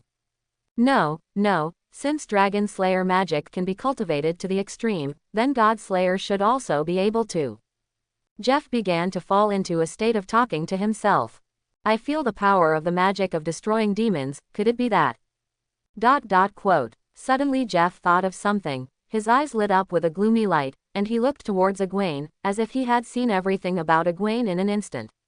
General, and then said to himself, so, there is a strange power in your body, that power does not seem to belong to the world of Eslander, it is amazing, it can host the power of destroying evil, so to speak, you should also be able to practice God-extinguishing magic. Yuen, do you want to practice God-extinguishing magic? After a while, Jeff seemed to think of something, he looked at Egwene and asked. All the magisters of Fairy Tale were shocked by the sudden situation. First of all, they are just going to visit the grave of the first president Mavis. In the end, I met a black-haired boy who exuded a dangerous aura inexplicably. The boy's magic power was so strong that it was different from ordinary people, and it even made people fear. Immediately afterwards, the young man released the curse, which can plunder other people's vitality, which is extremely dangerous. The moment Makarov saw the curse, he held the awareness of his own death and planned to protect everyone, but was blocked by Irene's additional magic. No, to be precise, it wasn't blocked by Irene's additional magic. Instead, it was blocked by the rapidly growing vines with huge vitality, and the curse dissipated by itself after devouring the equivalent vitality. Then, as if he knew them all, the boy not only read out the name of the first president, but also all the Fairy Tale members present, Makarov, Gildas, Lacuzes, Egwene, the names of everyone including Uru and even Erza. In the end, when the boy saw Irene, his expression flashed with shock, and he said a lot of words that were completely incomprehensible. Then, there were signs of a curse erupting from the boy's body, but Yuen forcibly interrupted him. Immediately afterwards, the black-haired boy and Yuen began to chat as if they were chatting at home.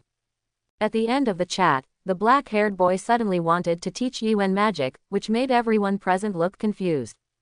The development of things has exceeded everyone's expectations. Even, I can feel the power of demons in your body, that is the power of the magic of destroying demons, right? If a normal person has cultivated the demon-killing method to your current level, he should have already turned into a semi-demon. No, maybe he has turned into a demon. Is it because the vitality of other worlds resides in your body? If so, the same vitality, you have a total of 1, 2, 3 in your body. In this case, you can also practice God Slayer magic and Dragon Slayer magic. If you can practice 3 kinds of attribute-destroying magic at the same time, maybe you can kill me, maybe. Jeff looked up and down Egwene, and finally showed a surprised smile. He looked at Egwene as if he had discovered some treasure. It's as if Irene can perceive the power of the devil fruit. A magister of Jeff's level can also feel the power of a devil fruit. Jeff could even go one step further, knowing that the devil fruit in Egwene's body is a power that does not belong to this world. After all, he has not only stayed in one world during the past 400 years. But this is nothing, the power of another world is normal in Jeff's eyes, because in the past 400 years, he has traveled to several worlds in order to deal with the curse in his body. The world Egwene and the others are in now is called Eslander, a world full of magic and balanced. Except for Esland, who has balanced magic power. There is also a world that lacks magic power so much that it is about to lose magic power. Its name is Edlas. In order to save magic power, people in that world have developed countless magic props. Super Island. Except for Esland, a world with balanced magic power, and Edras, a world with a lack of magic. There is also a lot of magic power that is about to overflow, so that the world of Valencia, which is about to be destroyed. In order not to be destroyed by the overflowing magic power, people in that world even appeared a group of professions that specialize in eliminating magic power. The sky is full of stars, every star is a world. Countless worlds make up the universe they are in. This is the conclusion that Jeff spent 400 years coming to. And the devil fruit in Yuen's body, in the eyes of Jeff, may be the result of one of the worlds in the sky. After all, although Zeref has visited countless worlds in order to seek the power to break the curse, he still hasn't traveled all over the sky. This universe is too big, and it cannot be turned around forever with the power of a poor man. After Jeff found out with regret that the curse of calming the gods also took effect in other worlds. Therefore, he gave up the parade of the stars and returned to Esland, quietly waiting for the introduction that he buried 400 years ago, that is, his younger brother, and also his highest masterpiece End to arrive. According to Jeff's calculations, there are still about 2.5 years before his younger brother came to this world. Please Egwene, you are the magister of Fairy Tale, right? Then how about accepting my commission? Cultivate the 3-element extinction magic, and then kill me. As Jeff spoke, he grabbed Egwene's hand excitedly.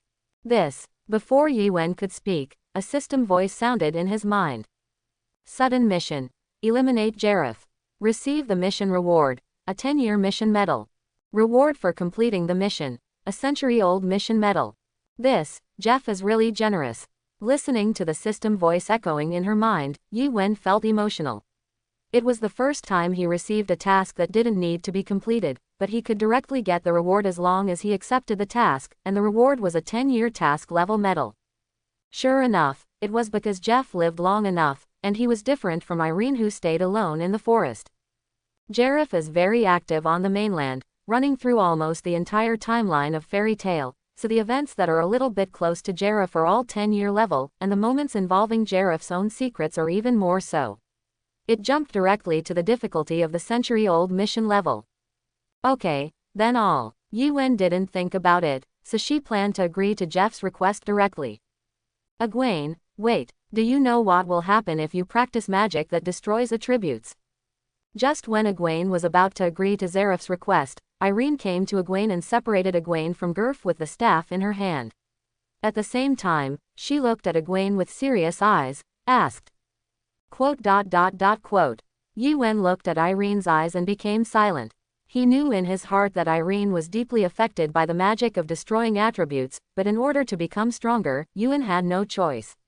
Moreover, Yi-Wen, who has side effects of devil fruits, does not need to worry even if the fruit mutates in the future. That mutated devil fruit, what does it matter to me, Yi-Wen?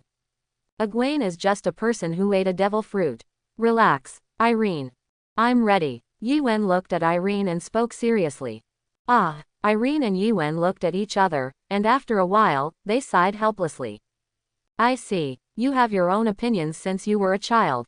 I don't know what you are worried about, but don't put too much pressure on yourself, because your mother will always be behind you and support you. Irene looked at Yi-Wen's firm eyes, finally retracted her staff, and patted Yi-Wen's small head lightly. Okay, Yi-Wen nodded. He was moved, but because he was moved and cared about Irene, Erza, Makarov and others, he had to continue to work hard to become stronger. Then let's begin. Seeing that Irene agreed to Yi-Wen's agreement with him, Jeff saw a dark ball of light suddenly appeared in his hand. This is God-extinguishing magic, put it away, Yi-Wen. As Jeff spoke, he directly attached the magic power in his hand to Yi-Wen's body. Yes, Zeref can also add magic. After living for 400 years, Zeref knows almost all magic in this world. In the whole world, there are more people who know more magic than Zeref, perhaps only the Magic King Olgast. It's just that Jeff's additional magic doesn't seem to be that proficient, not as powerful and proficient as Irene. But it is also enough to teach Yi-Wen the magic of destroying gods. After Yi-Wen obtained the attribute of destroying gods from Zeref, she didn't talk nonsense, and directly separated and attached this power to the natural devil fruit and sparkling fruit in her body. In an instant, the sparkling fruit in Yi-Wen's body underwent drastic changes. From nature-type shining fruit, LV8+, to Mie Shen nature-type shining fruit, LV8+, with an additional prefix of Mie Shen. At the same time, Yi-Wen also felt that the upper limit of the shiny fruit in her body was directly opened. Yi-Wen didn't hesitate. After he changed the attribute power of the devil fruit in his body, he shot a blow directly at the tree beside him. Boom! Immediately, a pitch-black light with the attribute of destroying gods was released, piercing through the tree. It seems to be successful. Zeref smiled gratifiedly as he looked at Yi-Wen, who had successfully added the attribute of destroying the gods. It seems that Jeff is happier watching Yi-Wen become stronger than Yi-Wen feels herself becoming stronger. Then, Zeref seemed to think of something, looked at Yi-Wen helplessly and said, I'm sorry, Yi-Wen. Because even I don't know how to use dragon-slaying magic, so I can't teach you about the application of dragon-slaying magic. You can only find a real dragon by yourself, get the attribute of Dragon Slayer from the dragon, or buy a Dragon Slayer magic crystal. But speaking of dragons, there is one in the northern continent. Immediately afterwards, Jeff seemed to think of something again, watching Egwene preaching. In fact, it's not that Jeff doesn't know Dragon Slayer magic, but that he voluntarily abandoned Dragon Slayer magic. He can learn it, but he doesn't want to learn it. In his eyes, Dragon Slayer magic and the curse of the god of life on him, it is also a very terrifying curse. After hearing what Jeff said, Yi-Wen was silent for a while, and then looked at Irene beside her. I really can't do anything about you. Irene sighed, and used additional magic on Egwene. although she really doesn't want to impart dragon-slaying magic to others. Originally, Irene wanted to destroy this door with her own hands, the harmful magic she created. Could it be? No way. Zeref stared at Irene, who had used additional magic on Egwene, and his eyes widened. Even he didn't realize that Irene in front of him was actually a Dragon Slayer Magister. A Dragon Slayer mage with this strength should already. Jeff fell into deep thought. According to his understanding of dragon-slaying magic, if Irene is a Dragon Slayer Magister, the dragon-slaying magic in her body should have already matured. The side effects of the mastery of destroying attribute magic are similar. The body of the user of the Demon Destroyer will gradually become demonized, and the side effect of the mastery of Dragon Destroyer magic is to turn into a dragon. However, in Jeff's eyes, Irene's magic power and breath are human beings. Yes, Zeref can see through Egwene, but he can't see through Irene, who has obtained the fruit of everyone and has been practicing in secret for more than 10 years. Because in terms of strength, Zeref is similar to Irene. In fact, although Zeref is better in magic power, he is not good at fighting. He is a scientific researcher. Whatever magic Jeff uses, the power is devastating. Therefore, Jeff can only feel that Irene is very powerful, so powerful that even Olgast may not be able to defeat him, but he cannot see through the magic used by Irene. After Irene used additional magic on Yuan, in a short moment, Yuan could feel a pure power pouring into her body. Next second, his animal system fish fruit phantom beast species blue dragon form, LV8+, also has the prefix of Dragon Slayer. As a result, the template of Egwene's entire devil fruit was corrected to Devil Fruit, Dragon Slayer animals, fish fruits, phantasmal beasts, azure dragon form, LV8+. Destroy evil, Superman series heavy fruits, LV8+. Mie Shen natural department sparkling fruit, LV8+. From now on, Yi Wen is the only one known in the whole continent who possesses the trinity of gods, demons and dragons, and a 3-element extinction magister. Come on, Yi Wen, you must work hard to become stronger, and then kill me. Zeref looked at Yi Wen, who had 3 elements of extinguishing attributes, and he seemed very moved. Moved by 400 years of traveling, I finally saw the hope of my own death. Seeing that Egwene is getting stronger, Jeff is really relieved. Anyway, I'm going to take on this task. Egwene smiled at Jeff. Jeff, who hasn't started getting sick yet, is surprisingly good. If you can. Looking at Egwene, Jeff suddenly thought of something. I still have 2 tasks here. Maybe I'm a little too greedy. Yuan, if even you can't kill me, then please help me defeat Converges. If you can kill me and break the curse of Anxalam, then please, find Anxalam, and give him a hard punch, just like you just hit me. Zeref looked at Egwene with soft eyes, and at the same time gave 2 brand new quests based on whether Egwene could crusade him. Sudden mission. Follow up to eliminate Zeref 1.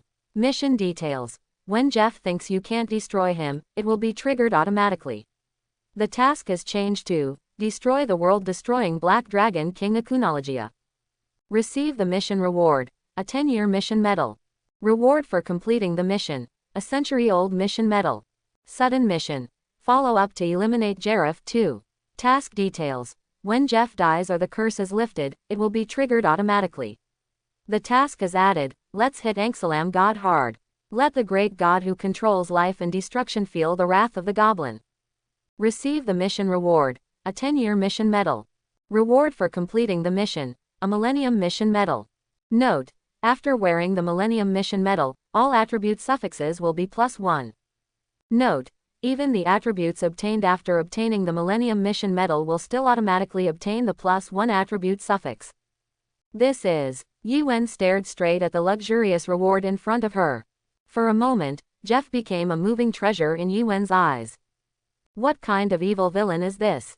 This is simply the legendary grandpa of Novice Village with countless secrets that can be released casually, top-level missions. To be honest, there was a tiny bit of Yi Wen thinking of quitting Fairy Tail, joining the Alvarez Empire, and directly leading Irene and Erza to start the Guardian mode. No, how can this be called quitting Fairy Tail? He just defected to the husband of the first President Mavis. It's all family. Ahem, of course Egwene was just thinking about it. Okay, I've accepted all these tasks, do you have any more tasks? Just say if you have any tasks. Egwene took Jeff's hand and asked with a lot of meaning. Ah, that's gone for now. Jeff has traveled around this continent for so many years since Mavis' death, and this is the first time he has seen someone so enthusiastic about him, which makes him a little uncomfortable. Is it really gone? Egwene asked enthusiastically. Really, no more. Jeff lowered his head and thought for a while. He really couldn't think of anything else for Egwene to do. Really, what a pity. Yuen sighed helplessly. It seemed that there was only so much wool to be gathered for the time being. Forehead. Jeff looked at the regretful Yuen and scratched his cheek. He didn't expect Evan to like doing tasks so much, and it was such a challenging and almost impossible task. To be honest, when he released these tasks, he thought Yuen would give up. After all, these tasks are all tasks of supermodels. For hundreds of years, even thousands of years, no one has been able to complete them. It is almost impossible for people to complete them. Brother Yuen. The young Erza frowned as she looked at Egwene, who was holding on to Jeff's wrist. There was something wrong with the way she looked at Egwene and Jeff. It was the first time for her to see Egwene being so enthusiastic about people. For some reason, she somehow felt that Jeff was not very pleasing to the eye. At the same time, Erza was afraid that Egwene had gone on the wrong path, and that would be bad. Okay, then I'm leaving. If I continue to stay here, I am afraid that if I am too happy, that thing will come to trouble me again.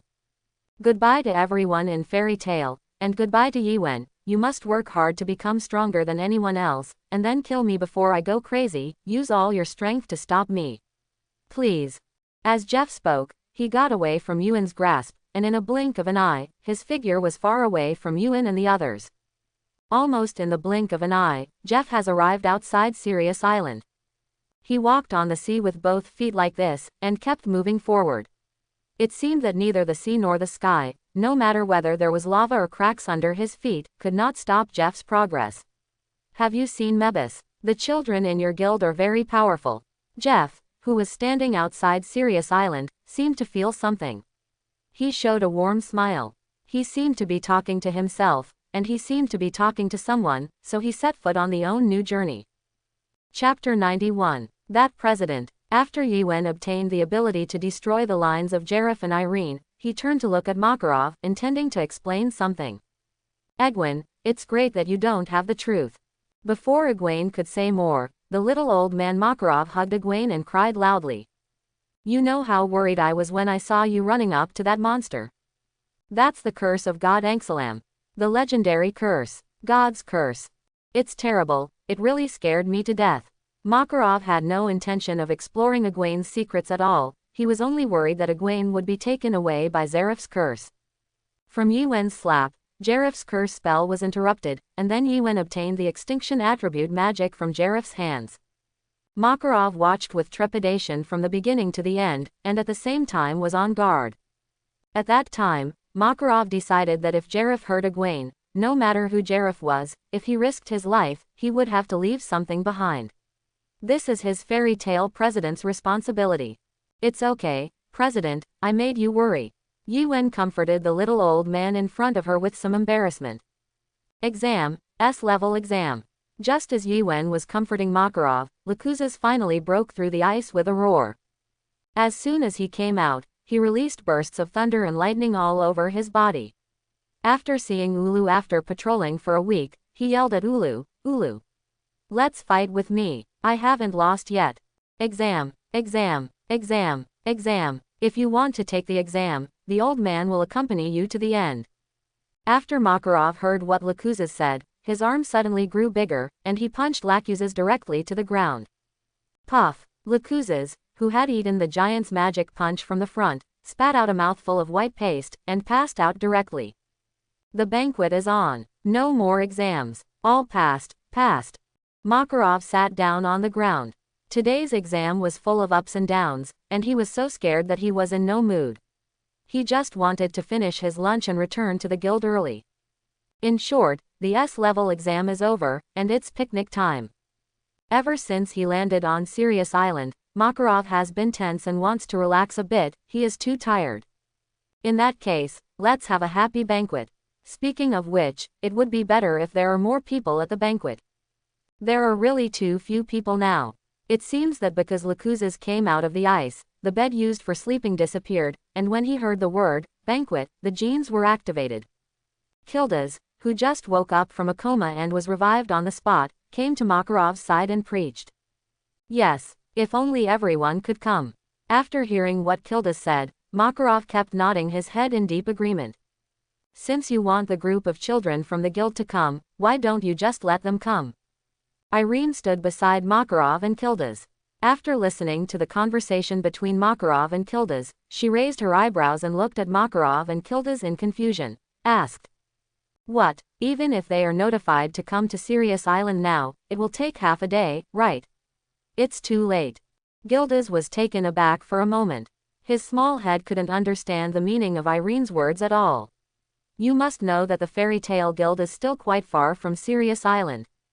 Yeah, Makarov nodded after hearing what Gildas said.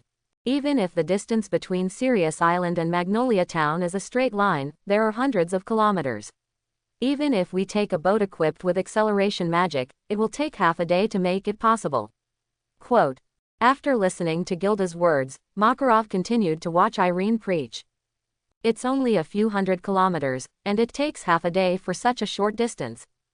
After listening to what Makarov and Gildas said, Irene smiled, and then saw her waving the staff in her hand, and then lightly touched the ground of Sirius Island. In an instant, Irene's magic power directly turned into a line from Sirius Island, extending towards the Kingdom of Fury, the town of Magnolia, and the Fairy Tale Guild.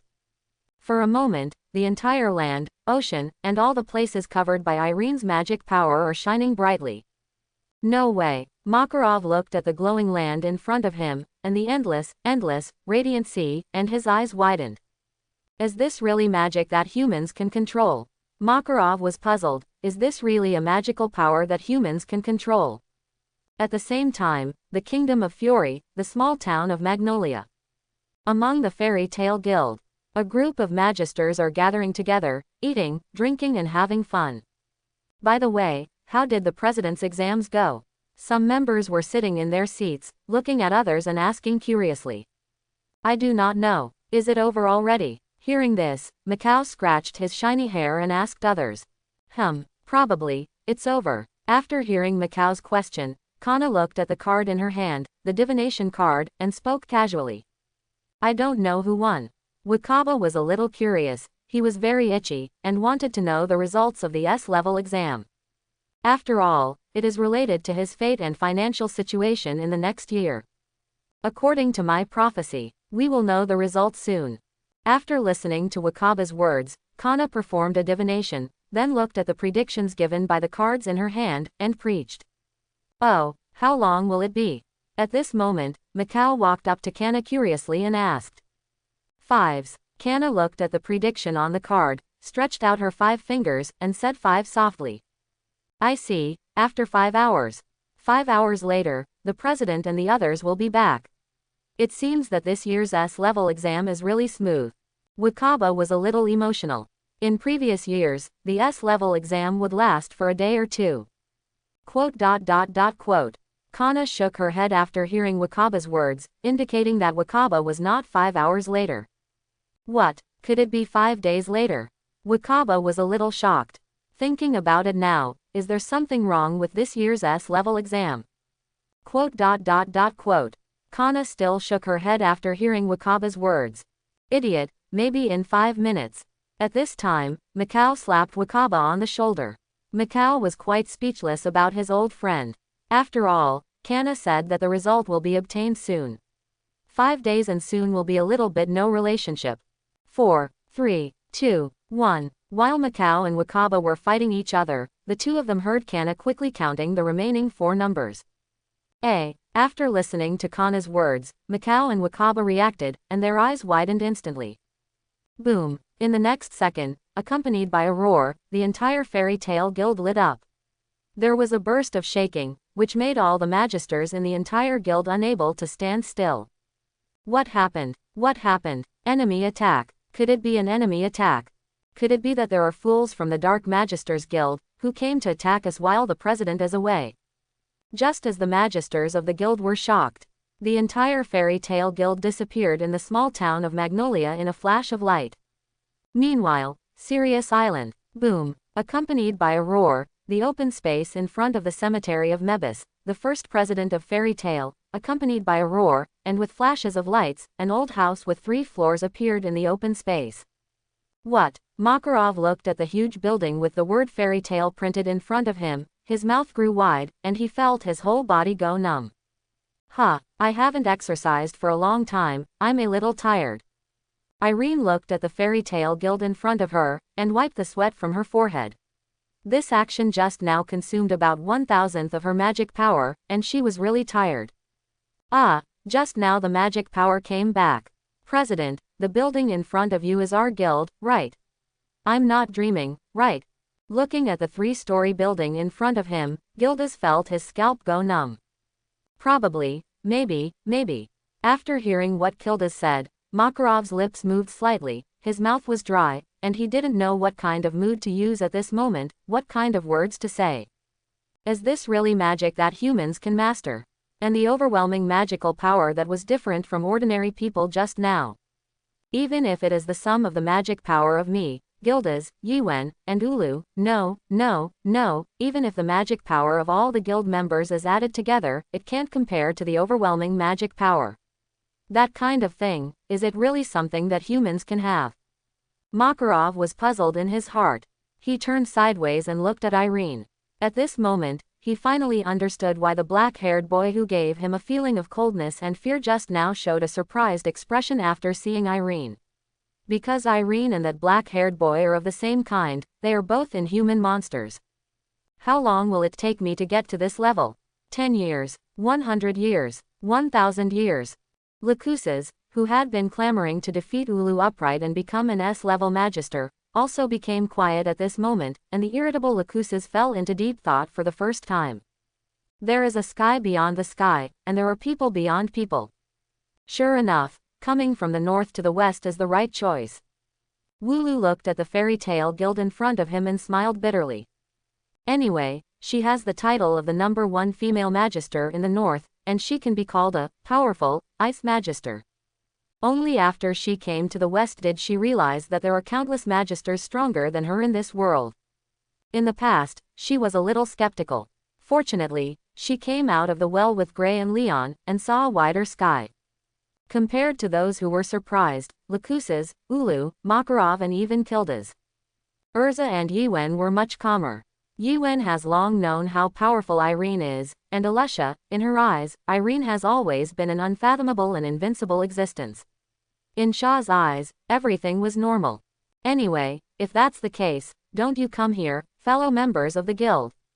Irene smiled at the surprised crowd. It's only a few 100 kilometers, is it very far? Before Makarov and the others recovered from their shock, Irene continued to look at Makarov and the others, smiled lightly, and said, then let's enter the guild to have a look. Oh, yes. After hearing Irene's words, Makarov and Gildas nodded obediently. For a while, I didn't even know who was the guildmaster of Fairy Tale. At the same time, in the guild. Last time, it was because we were not here that Erza and Lucuses stole the limelight. That's right.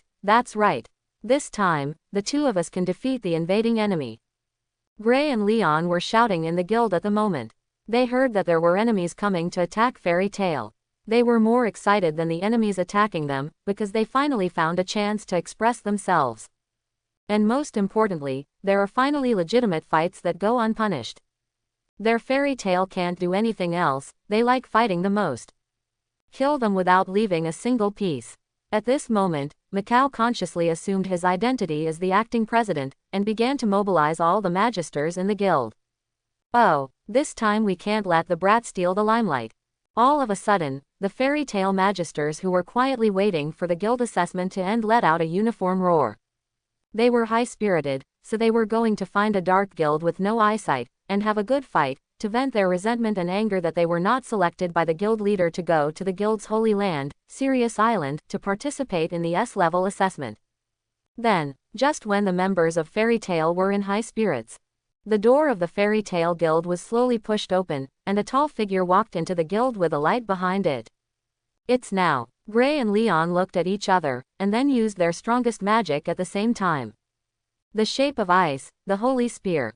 Style of ice, ice dragon. In an instant, a 3-meter-long holy spear made entirely of ice, and a 5-meter-long dragon made of ice attacked the person who had just entered the guild. However, the moment Gray and Leon cast their magic, they finally saw who was coming.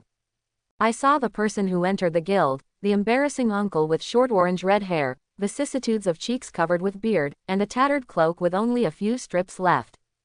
The uncle looked miserable and embarrassed. He looked very much like a beggar on the side of the road. It's the kind of person who doesn't need to dress up, just sits on the side of the road, and someone can't help showing kindness and offering charity. It looks miserable. Gildas. Gray and Leon looked at the miserable person in front of them, and said his name in surprise. Yes, this extremely miserable guy who looks more like a beggar than a beggar on the roadside is exactly Gildas, who was beaten up by Irene. So annoying. I saw Gildas looked at the holy spear and the ice dragon attacking towards him, his face flashed with fatigue, and then he blocked it casually. In an instant, with a burst of white light, whether it was Gray's holy spear or Leon's ice dragon, they all turned into countless shattered ice. Sorry, Gray and Leon, I don't have the extra mood to play with you today. Gildas opened a pair of dead fish eyes, watching Leon and Gray preach. Gildas, isn't it an enemy attack? What is going on? The members of Fairy Tale, who were eager to try when they heard the enemy attack, were all stunned when they saw that the person who entered the room was not the enemy but Gildas. Do you think that Gildas seems to have fought with someone? Could it be that Gildas has already killed all the enemies? A member of Fairy Tale, who discovered Gildas's distress, preached. Idiot, as the examiner of this year's S-Class Magister assessment, Gildas followed the president and the others to Sirius Island to participate in the assessment. However, as soon as the member of Fairy Tale finished speaking, he was refuted by others. So, what the hell is going on? Now, the Fairy Tale member who found Gildas in such a mess didn't understand either.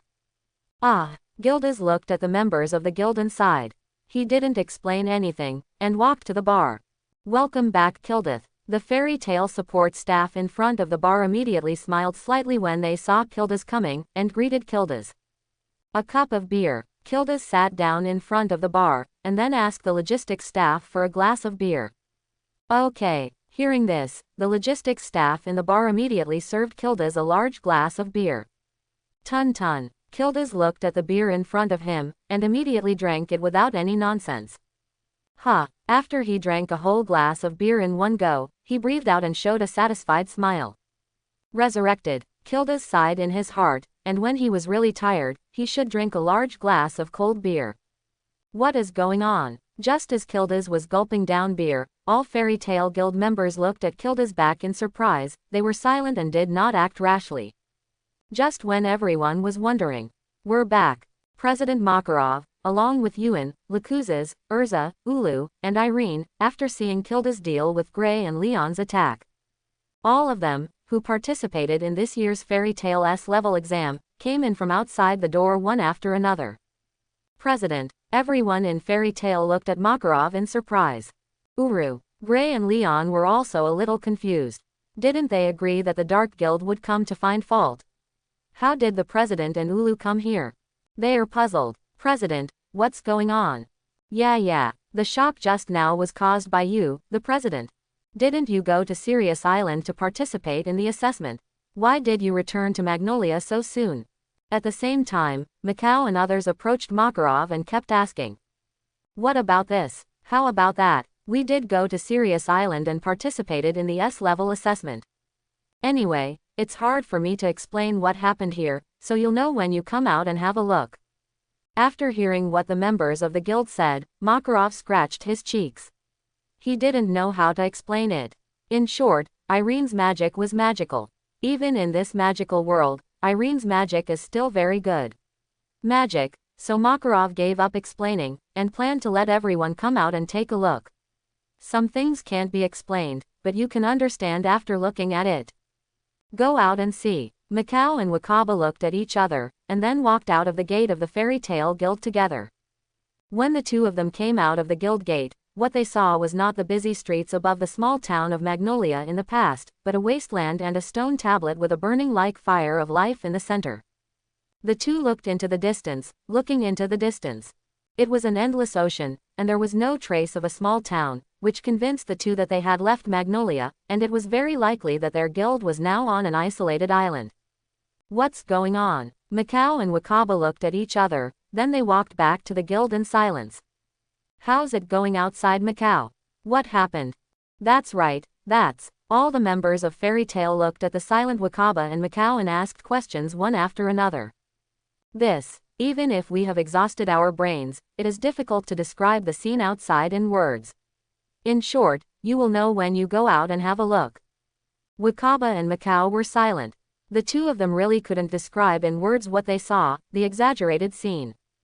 It feels like God made a joke on them. In the blink of an eye, the Fairy Tale Guild disappeared from the small town of Magnolia. I really can't say it. It's hard to describe in words. Go out and have a look. Everyone in Fairy Tale heard the words and looked at each other. A group of unbelieving fun people walked towards the outside of the guild after hearing what Macau and Wakaba had said. Then, everyone was shocked. Hey, are you kidding me? Where is this place? Where did the town of Magnolia go? The town disappeared, turned into the sea. What's going on? The magisters of the Fairy Tale Guild stood in front of the stone tablet burning with the fire of life, shouting in shock. They couldn't believe what they saw before their eyes. Everyone, calm down and listen to me. Actually, it's not that we returned to Fairy Tale Guild from Sirius Island, but everyone in Fairy Tale Guild came to Sirius Island. Makarov saw that everyone ran outside at this moment. Looking at everything in front of him, the panic-stricken members sighed, and then his body floated up gently, flying above everyone's heads, and was wrapped in golden magic power, floating in midair at the same time. He preached to the magisters in the guild. Are you kidding me? We came to Sirius Island from the small town of Magnolia. The straight line distance from Magnolia to Sirius Island must be hundreds of kilometers, right? How much magic power is needed to allow us to cross such a long distance in an instant? From Magnolia arrived at Sirius Island. The members of Fairy Tale felt incredible. They were all messed up in the sea breeze. They feel that the common sense of magic that they have waited for these years is constantly collapsing. In fact, Makarov was quite messy just now. If he hadn't seen it with his own eyes, he would never have believed that there is such magic in this world. Ahem. In short, don't pay attention to so many details. Let's celebrate together. Fairy Tale's S-level Magister assessment has successfully concluded this year. Let's start the banquet happily together. After listening to everyone's words, Makarov coughed twice, and then spoke to everyone with a smile. Oh, for a moment, the magisters of the Fairy Tale Guild, who were still in shock, shouted happily after hearing Makarov say the word, have a banquet. As soon as the word, banquet, was mentioned, everyone put all the previous shock into their heads and threw it to the back of their minds. Anyway, they couldn't figure it out with their brains. Since they couldn't figure it out, then they shouldn't think about it at all. For a while, everyone in Fairy Tale, those who are talented, those who work hard, those who drink and chat continue to drink and chat, those who fight are still fighting, and everyone has returned to the way it used to be. Yes, the Fairy Tale banquet has never stopped every day. This is the holiday atmosphere of other guilds, and this is the daily routine of the Fairy Tale Guild. Tun. Cool. Makarov sat on the bar, gulping down beer. Feeling the feeling of coolness in the heart, feeling refreshed. So, President, who passed the S-rank Magister assessment this year? Macau and Wakaba leaned closer to Makarov's side and asked with a smile. As the two asked questions. For a while, Fairy Tale was still bustling, and the whole Fairy Tale fell silent. Everyone held their breath and waited quietly for Macau, who is the Guildmaster of Fairy Tale and the examiner of this year's S-rank Magister. Love opened his mouth. After all, the results of this year's S-level Magister assessment are related to the life and death of everyone. Hey, do you want to know? Makarov looked at Macau and Wakaba, and immediately knew what the two were planning. He made a fool of himself and didn't say it directly, but just smiled. Of course. Wakaba and Macau nodded with a smile. It's not impossible to tell you, but today's wine. Hey, look, there is no wine in my glass. The corner of Makarov's mouth slightly raised, implying Wakaba and Macau. No, this can no longer be said to be a hint, it is simply a naked statement. We paid for the wine. Wakaba and Macau looked at the beer in Makarov's glass painfully. They nodded and contracted all of Makarov's drinking money for today. Yes, even Makarov, who is the guildmaster of Fairy Tale, has to pay for drinking in the guild. After all, there is a raw material fee for this thing. For the sake of your sincerity, I will tell you in advance. This year's S-rank Magister passed the examination, and it was Yuan Bersarian. After Makarov's plot succeeded, he didn't talk nonsense, he watched Wakaba and Macau speak with a smile. Great. After hearing Makarov's words, Macau yelled out loudly, because he was betting that it was Yuan who passed this year's S-rank Magister assessment.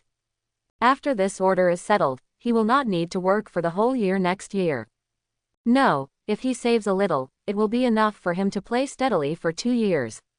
Ruined. As for Wakaba and others, those who bet on Irene, Erza and others to become S-level magisters all changed their faces. Ha ha ha, let you bet with me, you disagree, are you happy now? How many times have I said that although I am not as strong as Yuan and the others, when it comes to gambling and luck, I am a professional. Macau laughed loudly, speaking to Wakaba and the others in a very embarrassing manner. After Wakaba and the others heard Macau's words, their eyes were red and they clenched their fists at the same time. As well as Erza Bersarian, Irene Bersarian, Ulu Marukobiki, and Lakuz's Dolea. The above 5 people passed the S rank of this year's Fairy Tale Magister assessment.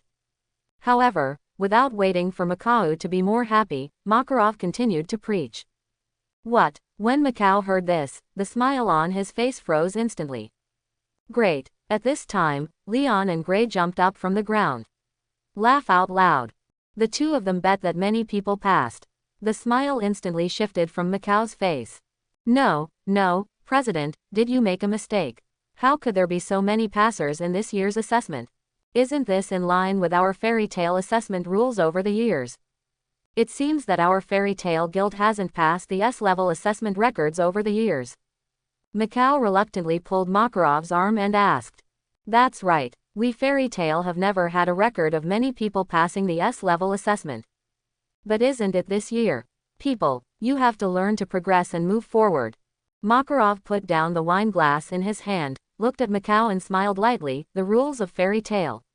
What it is. As the 3rd generation president of Fairy Tale, he has never heard of it. No. After hearing Makarov's words, Macau fell to his knees holding his head. Ha ha ha, let you cry, why don't you stop screaming? Wakaba and the others looked at the pained Macau who fell to his knees and hugged his head. He laughed out loud. The heart that felt unbalanced suddenly became balanced. Seeing this bratty guy like Macau lose money makes me feel happier than people like them making money. My life, just now he has ended. Macau's eyes were blank, and he suddenly felt that his life was over. Small gambling makes you happy, big gambling hurts your body. Small gambling makes you happy, big gambling hurts your body.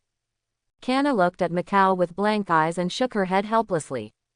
Ha ha ha, Kana, you are amazing. That's right, that's. The ending was predicted at once. Sure enough, Kana's prediction is correct. Gray and Leon hugged each other, watching Karna speak with a smile. Forehead. Karna was a little silent after hearing Gray and Leon's words. Sometimes the predictions are too accurate, which is not a good thing. Ah, Karna sighed, and put away the prediction card on her desk. On it was her divination for herself. The content of the divination was her chance of passing the Fairy Tale S-level Magister assessment and becoming an S-level Magister. The predicted content of the result is hard to describe. Long live Karna! Long live Karna! Karna! Gray and Leon are still hugging each other at this moment, shouting long live Karna. Gray, Leon, your clothes. Oops. When? Hearing this, Gray lowered his head and looked at his empty body with a startled expression. It should be because we were too excited just now. Hearing this, Leon stroked his forehead lightly. He was careless. Sure enough, clothes are the lifelong enemy of him and Gray. You two, how many times have I told you, don't take off your clothes when there are many people? Ulu looked at the naked Gray and Leon, and spoke helplessly. Regarding this matter, Ulu expressed that she was also very helpless. She had already taught Gray and Leon many times, but it was a pity that these two guys did not listen to her at all. Okay. When Kana heard this, she turned her head and looked at Ulu, who was only wearing underwear and attracted all the perverts in the guild to keep sneaking glances. The corners of her eyes twitched slightly. As far as undressing is concerned, you are not qualified to criticize others, are you? Kana looked at Ulu and complained speechlessly. Oh no. I was too busy talking about Gray and Leon, but I actually forgot to put on my own clothes. When Ulu heard this, he was startled, and quickly put on the coat that he had thrown to the ground at some point. Cut. After Ulu was reminded by Kana and put on his clothes, Gildas, Makarov and the others sitting at the bar turned their heads helplessly, with expressions of unfinished business. Who can help me beat up this dirty uncle? Kana looked at the scene in front of her, the corners of her eyes twitching slightly. Compared to Fairy Tale, the three of you are actually more suitable to go to the diving agency next door. Looking at the farce of Ulu, Leon and Gray, Yuen silently complained in her heart.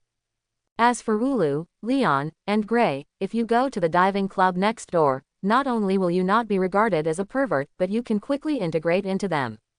After all, compared to Fairy Tale, these three people are actually closer to the painting style there. Hey, Macau, don't do something stupid. It was the moment when everyone in the guild was having fun. With a burst of wailing, Macau stood on the high ground. Yes, Macau climbed Mavis' tombstone. Enough is enough. Macau stood on the 3-meter-high tombstone, crying against the wind. Macau, jump down. Yeah, Macau, jump down like a real man. Macau, do you still dare to go to a lower place? So you climbed to the 3rd floor of the guild, and then jumped down. It's higher there. Only the 3rd floor of the guild is called Gao. Real men have gone to climb Lingfang, so it's called Gao. Isn't it? Just this small stone tablet that is more than 3 meters high. If you jump off, we will all be afraid. Before you are sent to the hospital, your illness will be cured. Under Macau, there are a group of Fairy Tale members who watch the fun and don't think it's a big deal. In Macau's imagination, the scene where a group of members persuaded him not to dance didn't happen. The people are constantly urging this Macau to jump off the stone tablet quickly. What's more, it is suggested that Macau go to the Lingfang Zoonia and jump down from there, because it is relatively high, and he will never survive if he jumps. Don't you guys have no sympathy when you see me lose everything and continue? Macau looked at the Fairy Tale members below him and roared. Have, but not much. The members of the guild heard the words, looked at each other, and replied in unison.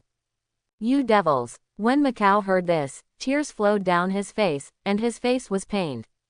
In fact, the sentence that attracted everyone just now, Macau, don't do stupid things. It was Macau who called it out. After all, other people in the guild would only watch the fun, so they wouldn't be kind enough to persuade Macau. On the contrary, looking at Macau with a painful face, all the happy people in the guild looked relieved. Macau, you'll be dancing for a while, I'll come first. Just when Macau was about to jump off the 3-meter-high stone tablet, Wakaba's voice came from Macau's ear. I saw him standing at a higher place, on the rock wall next to the tomb of the first President Mavis, about 5 or 6 meters above the ground. This height is not too short for a magister. If you don't pay attention, it is indeed possible sprained toes. I gambled all my savings, that's the money I came to propose. Wakaba didn't wait for everyone to ask, and began to speak on his own. Who asked you? A suggestion, before proposing, you should first ask the girl if she agrees. Okay. I don't want to see you only in prison, that would be a disgrace to Fairy Tale. Also, this is your own bet, who is to blame? The members of Fairy Tale looked at Wakaba soberly and shouted. Goodbye, life. Wakaba said that he was about to jump off the rock wall. I won't see you again, at most a little scratch.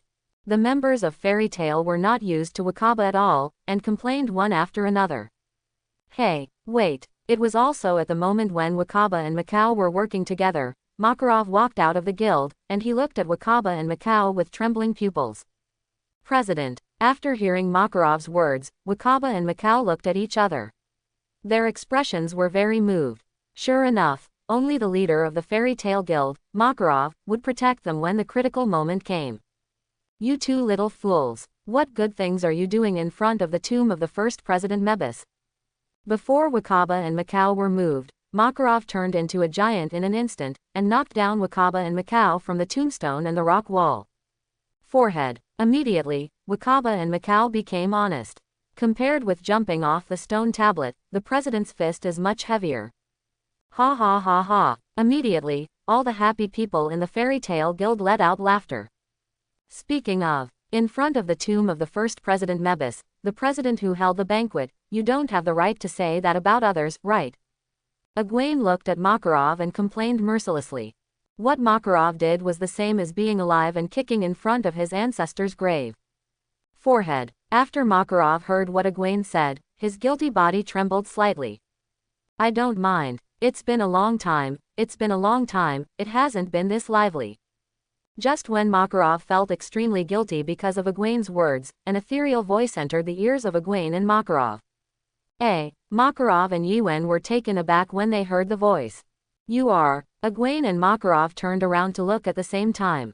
I saw a girl with long light yellow hair, green eyes, wearing a white dress and bare feet, like a fairy, blinking a pair of big eyes, looking at Yuen and Maka cutely. Love at all. My favorite thing is that it's lively. When you're not here, it's so boring and I'm so lonely. The girl was happy, smiling and preaching to Egwene and Makarov. Are you the first President Mavis? Yuen looked at the girl in front of her, compared the image of the girl with the image of the two-dimensional paper figure in her impression, thought for a while, and then asked. Okay. The girl, the soul of Mavis, the first president of Fairy Tale, nodded cutely after hearing what Egwene said. It's over. President. The first generation in heaven heard about your party in front of the first generation's tomb. The angry first generation's souls have come down from heaven to settle accounts with you. Yuen watched the corner of the girl's mouth rise slightly. Although he knew that the first generation was not dead, and the first generation didn't care what the members of the Fairy Tale Guild did to her grave, he still patted Makarov on the shoulder with a smile, and deliberately said, Road. What? Yes, I'm sorry. The first president. After hearing what Egwene said, the little old man Makarov was so frightened that his body trembled, and cold sweat kept pouring out from the cap. He immediately bowed to the girl and apologized, begging for forgiveness. It's okay, I'm not angry. After Makarov heard Makarov's words, the two pairs of small white wings on her head that looked like ears moved slightly. At the same time, she bent down, looked down at Makarov's face, and said with a smile. President, you know that most girls say they are not angry, but they are actually super angry. At this time, Yuen added fuel and vinegar. Really, I'm sorry. First generation, please forgive me. After listening to Yuen's words, Makarov deeply agreed with Yuen's words, because Makarov has experienced it, and in fact Poliusica is such a person, so Makarov bowed to Mavis. The bow is deeper. No, I really don't care. It's better to say that the fairy tale you are leading now is exactly what I imagined in my heart, what fairy tale should look like. Makarov, you are really good, you are better than me and Precto. After listening to Makarov's words, Mavis waved his little hand towards Makarov, with twinkling stars in his eyes, and praised Makarov. In fact, Mavis really thought that Makarov was excellent. I also sincerely think that Makarov is more suitable to be the president of Fairy Tale than she and Precto. Perhaps there is no one in the whole world who is more suitable to lead the Fairy Tale Guild than Makarov. Forehead. I'm really flattered that you said that. Makarov raised his head, looked at Mavis who didn't seem to be lying, and finally heaved a sigh of relief. Immediately afterwards, Makarov frowned, just because he noticed something was wrong. So, Yuen, since just now, what are you doing by my side? After reacting, Makarov turned around with a fake smile on his face, and roared at the place where Egwene was standing before. However, when Makarov turned around, Egwene no longer knew where she had gone. At this time, Makarov finally realized that he was being slapped by this kid, Egwene. Egwene. Makarov looked at the missing Egwene and roared angrily. Ha ha ha. Mavis looked at the enraged Makarov and laughed loudly. Sure enough, this is how the family feels. At the same time, after Yuen teased Makarov a little, he went to the uninhabited woods on Sirius Island and began to check what he had gained from being an S-rank magister. To put it simply, Yuwen gained a lot from this S-level Magister exam. The first is the 3 10-year mission medals obtained from Jeff. These 3 missions are very miraculous. Obviously, Yuwen hasn't started the follow-up missions yet. As long as she agrees to do them, she will automatically get these 3 mission medals. The second is the high-level tasks issued by the system. Pass the Fairy Tale S-level Magister assessment, become a glorious S-level Magister, and reward a 10-year mission medal. Yuwen has also completed it, and automatically obtained a 10-year mission medal given by the system. In just a short while, Yuwen can be said to have gained a lot of money, directly gaining 4 10-year level mission medals. At the same time, Yuwen finally understood why the rewards for the assessment mission of Fairy Tale's S-level Magister were so generous, and she was directly awarded a 10-year mission level medal. This is because Irene joined again to participate in the S-level assessment of Fairy Tale. It is really not too much to give a 10-year mission medal for meeting Jeff and Mavis again. Now in Yuwen's hands, there are 4 more 10-year mission level medals at once. Without hesitation, Yuwen directly used up her 2 10-year mission medals to upgrade the additional magic and separation magic from level 9 to 10 levels. In an instant, Yuwen's magic template was corrected to Magic, LV10 plus. Additional Magic, LV10 plus. Separation Magic, LV10 plus. In other words, the current Yuwen, whether it is magic power or magic, is a proper shield level. In the Alvarez Empire, magic alone can directly rank among the 12 shields of the Guardians. There is no problem at all.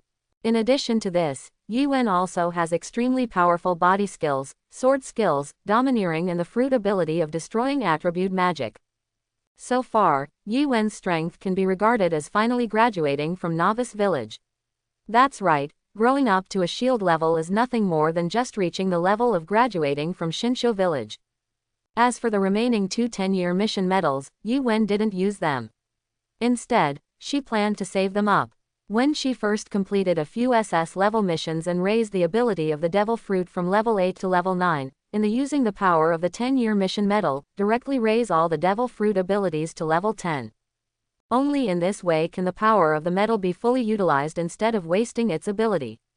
And Yuwen has a hunch that when Yuwen raises the ability of the Devil Fruit to level 10, he will get a qualitative leap. It will be greatly improved on the level of essence and life. Including domineering, physical skills and sword skills, Yuwen can feel that when he raises these levels to level 10, they will all become his instincts. As for the resistance, Yuwen didn't plan to raise the resistance to level 10, as long as the level of resistance was sufficient. Besides, it would cost too much to raise all 5 resistances to level 10. This would cost Yuwen 5 10-year mission level medals, that is, half a 100-year mission medal. In Yuwen's opinion, this is completely unnecessary. He plans to spend 5 SS level medals to upgrade to level 9. He will save up the materials under his body and synthesize the century-old mission medals to make himself a further breakthrough. I finally feel that I have become stronger. It seems that my efforts are all worth it. Yuwen felt the power in her body and sighed. The reason why Yuwen can be so strong is all due to her hard work and improved strength. Yuwen, let's eat together. Just as Yuwen was feeling emotional, Irene's voice sounded in his ears, and it was Irene and Erza who were looking for him.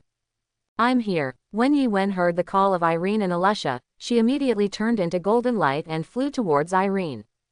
Yes, for Irene, it doesn't matter whether it is an S-level exam or anything else, the important thing is to take the children to go outing and have a picnic together. This is the most important thing in Irene's eyes. The so-called Fairy Tale S-rank Magister certification was just something she got by the way for an outing with Yuwen and Erza. In Eileen's eyes, other people's dreams are small things in her eyes. There will be a plot about domineering and swordsmanship later, and a person will be kidnapped into the guild. The sky is clear and the sun is shining. Yuwen, Irene and Erza are sitting in the woods, enjoying the tranquility after the S-level exam. After about an hour, after Egwin, Irene and Erza finished their meal. The 3 of them returned to the guild in the open space in front of Mavis' tomb. At the moment, the guild is extremely lively. Gray, Leon, please do me a favor and leave some money for us. Mikau and Wakaba, the 2 old members of the guild, were kneeling on the ground, begging Gray and Leon, like a sergeant getting off their seats. What kind of eye-catching picture is this? The corners of Yuen's eyes twitched slightly, and with a gravitational wave, Macau and Wakaba, who were dismounted, and the two streaking perverts, Leon and Gray, were all thrown out of the guild. Call. After cleaning up the things that irritated her eyes, Yuen slowly exhaled. I don't recognize my S-level Magister status. I absolutely don't recognize this year's S-level assessment. I want to be upright, defeat the active S-level Magister, and then become an S-level Magister in Fairy Tail. After Yuen cleaned up Gray and Leon and other eye-catching things, she heard Lacuza's roar from the Fairy Tail Guild bar. Okay. Yuen walked towards the bar curiously. I saw that Lacuzes was confronting Makarov, and the two seemed to have conflicts of opinion.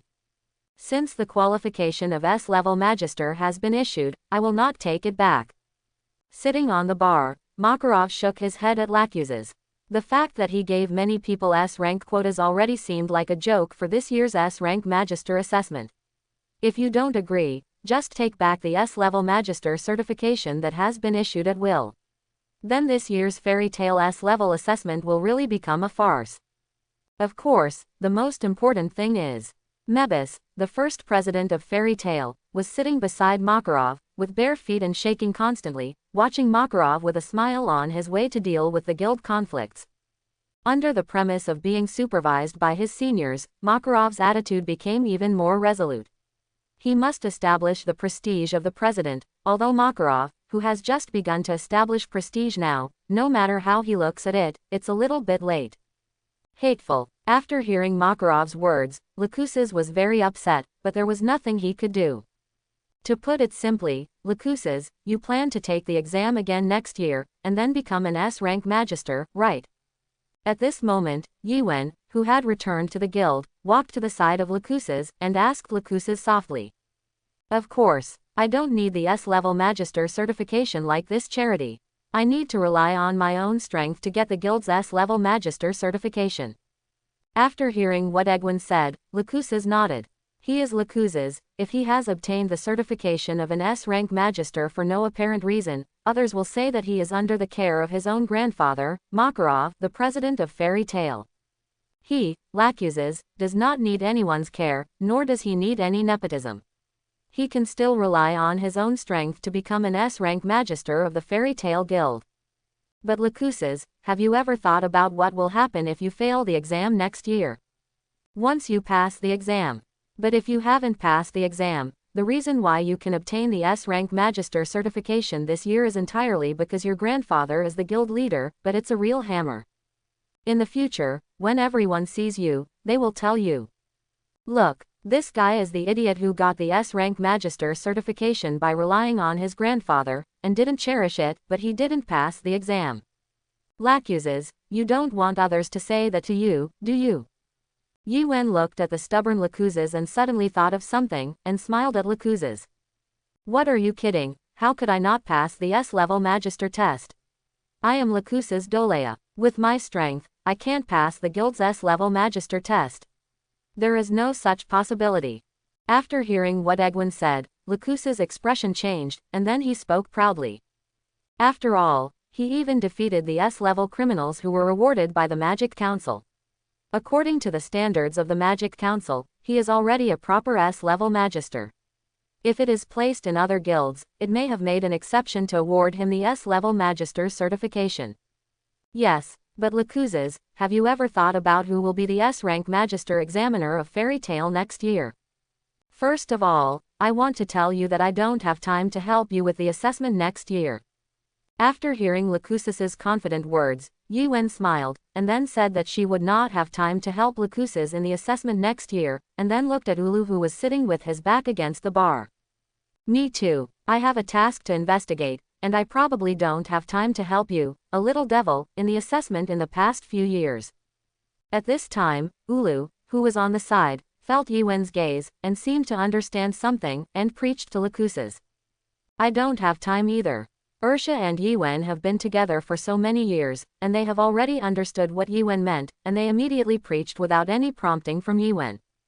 Forehead. Lacuzes didn't expect that Yuen, Ulu, and even Alusa would be busy with other things. In desperation, he had no choice but to look at Gildas who was pouring beer at the bar. Don't look at me. In recent years, I don't plan to go back to the guild. Compared with the outside world, the guild is too dangerous. Gildas shook his head after feeling the sight of Lucuzes. He had already been psychologically shadowed by Irene, and he was ready to travel and erase the painful memory in his mind. So to sum up, the only people who can help you with the assessment next year are. As Yuen said, her eyes shifted to look at Irene, who was standing behind him, who was smiling at the moment. It's okay, the blonde-haired bad kid who plays games. Next year, the year after, you will live in this world for decades, 100 years. I will gladly accept the duty of Fairy Tale S rank Magister Examiner. Help you complete the assessment. After Irene felt Yuen's gaze, a thrilling smile appeared on that glamorous cheek. I saw Irene looking at Lucuzes and speaking kindly. Forehead. Lucuzes looked at the smiling Irene, inexplicably panicked in his heart, and his body trembled uncontrollably. What Irene said, next year, the year after, and the next few decades, she will help him complete the assessment, which means not only will he, Lucuzes, fail the S-level examination next year, but even the year after and the year after that, as long as he is still alive in this world, his entire life, decades of living in this world, or perhaps in hundreds of years. Don't even think about passing the S-rank Magister exam of Fairy Tale. If it was before Irene showed her strength, Lucuzes might still be stubborn, but after Irene directly moved the Fairy Tale Guild located in the small town of Magnolia, hundreds of kilometers away, to Sirius Island. Now, Lucuzes, who deeply understood the huge gap between himself and Irene, fell in love. Well, that's it. Lucuzes turned around, lowered his head, and stopped talking nonsense about the questions that appeared during his S-level assessment. It was easy to see Irene in Lucuzes, so he transferred the Fairy Tale Guild far away in Magnolia to Sirius Island hundreds of kilometers away. Lucuzes has already given up his desire to compete for the strongest throne of Fairy Tale. Rebellion means rebellion. First, you don't have to think about it in this life. Second, you can still think about it a little bit, although with Egwene and Gildas around, this is almost impossible. It seems that Lucuzes has no problems anymore. Egwene smiled at Lucuzes, who was not talking much. Since the problem can't be solved, it's better to solve the person who fell out of the problem. As long as Lucuzes has no problems, then the problem raised by Lucuzes will be solved. Quote. Speaking of which, are we going back? Makarov looked at Egwene, who had solved the problem, and his eyes were quite gratified. He thought in his heart, when Egwene was a little older, would he be able to relieve himself of his role as the leader of the Fairy Tale Guild, and then feel at ease? Old age. No, speaking of it, maybe Irene is also very suitable to be the next president of the Fairy Tale Guild. Thinking of this, Makarov fell into deep thought. Then go back. After listening to Makarov's words, Irene exchanged a glance with Yuen, and then spoke flatly. At the same time, she lightly tapped the ground of the guild with the magic wand in her hand. Boom, accompanied by a dazzling light. In an instant, the Fairy Tale Guild disappeared on Sirius Island. At the same time, the Kingdom of Fury, the small town of Magnolia. Several townspeople who were about to find Fairy Tale to issue a mission saw the location of the Fairy Tale Guild in their memory and turned it into the empty flat land in front of them, and fell into deep thought. Could it be that the Magisters of Fairy Tale are here again? What shocking thing did you do? Did you run away overnight? Maybe this kind of thing won't happen in other guilds, but if it's Fairy Tale, it feels very reasonable. While the townsman was thinking, as the ground lit up with a burst of light, in an instant, a 3-story building with the words Fairy Tale appeared in front of him. Forehead. Could it be that my eyes are dazzled? The townspeople looked at the Fairy Tale Guild that suddenly appeared with disbelief in their eyes. With a roar, Yuen and the others returned to the small town of Magnolia. Speaking of which, did I forget something? Forget it, probably the things I forgot are not important things. Yuen sat in front of the bar of the guild. He looked around at the members of the guild. After thinking for a while, he couldn't remember what he had forgotten, so he stopped thinking about it.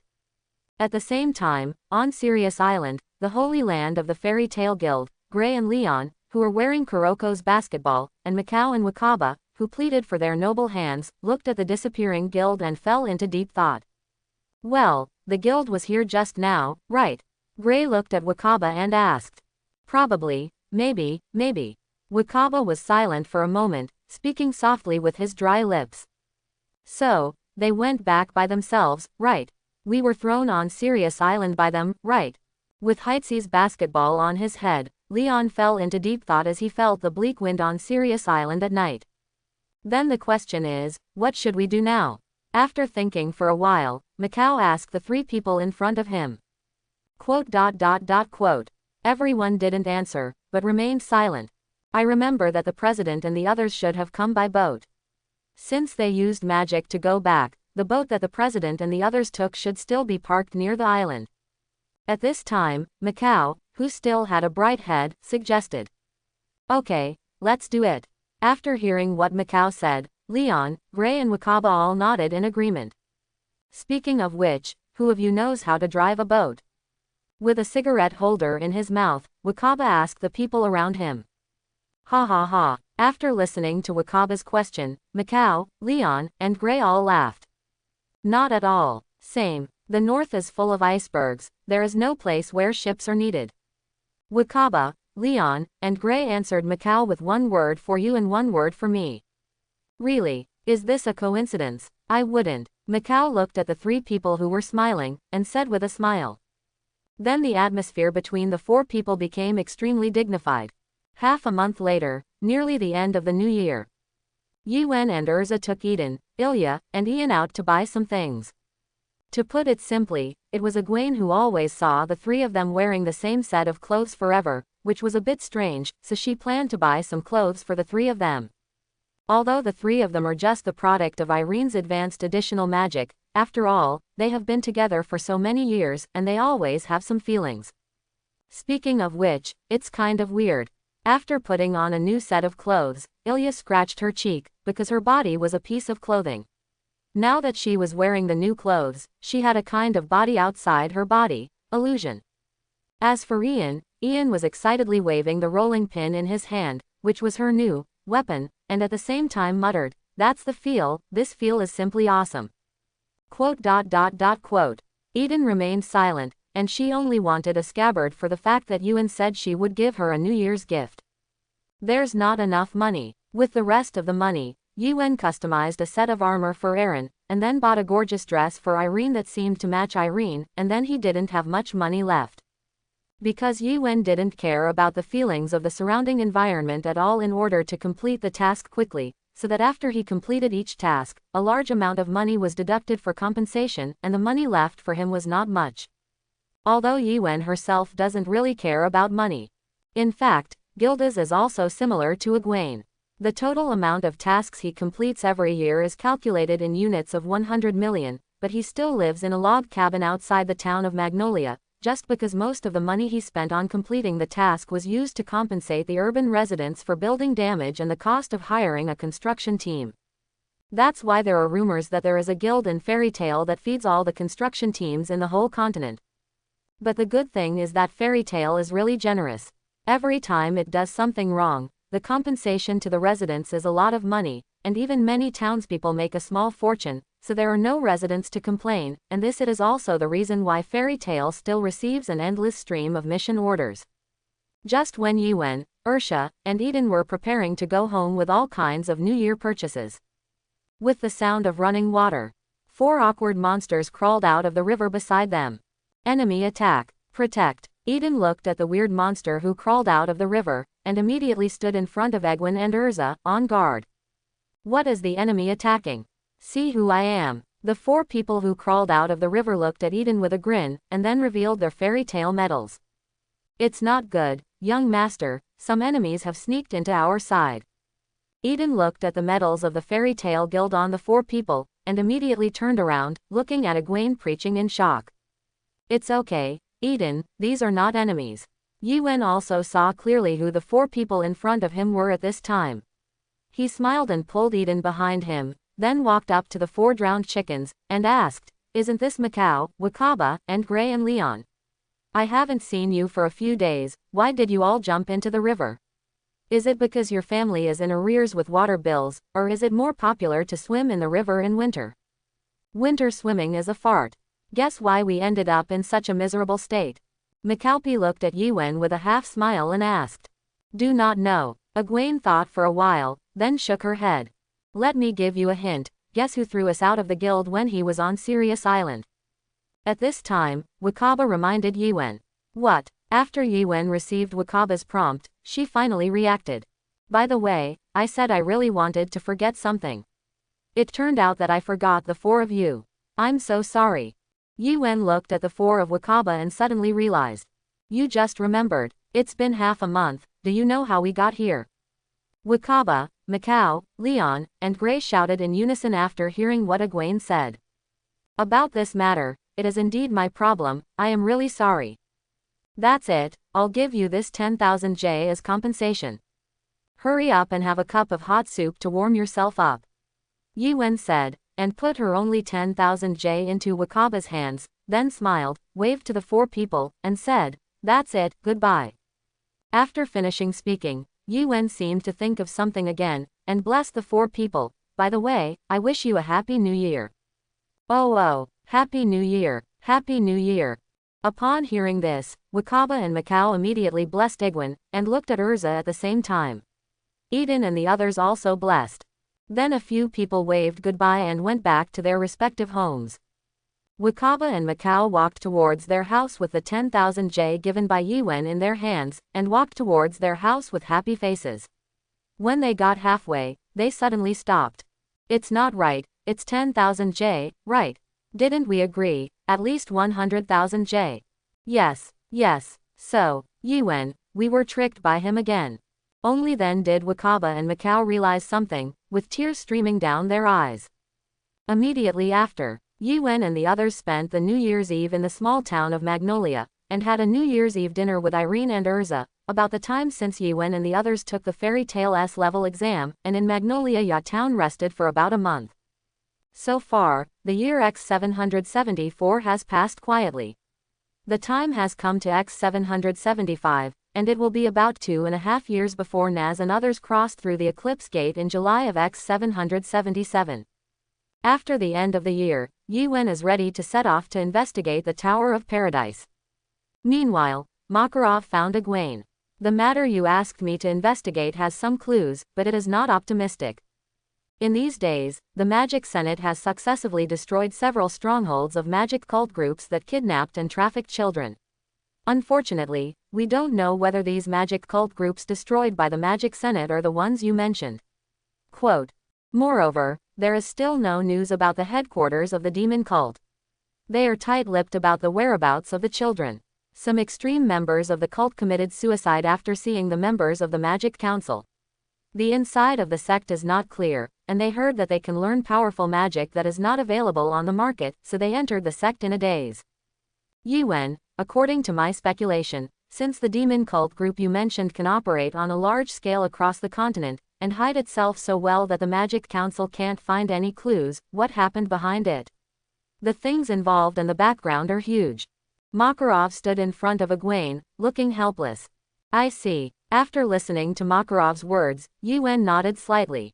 He entrusted Makarov to investigate the matter of the paradise before, and he thought that it would be best to get some information, and it didn't matter if he couldn't. Mentality.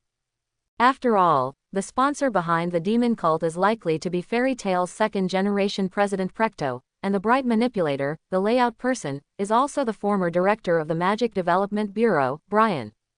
Whether it's Pregito or Brian, who can fool Ulu around, these two people are the kind of people who do things without leaking. I don't even know who they are working for, and even to the death I thought they were summoned by Zeref's dead soul. They were chosen by the great black mage. Trouble. Yuen frowned. The longer the time dragged on, the more children would be persecuted. The best plan in his mind was to completely end the matter of the paradise this year. Anyway, let's put this matter aside for now. Other than that, I can handle the matter that you asked me to contact the Magic Council for you.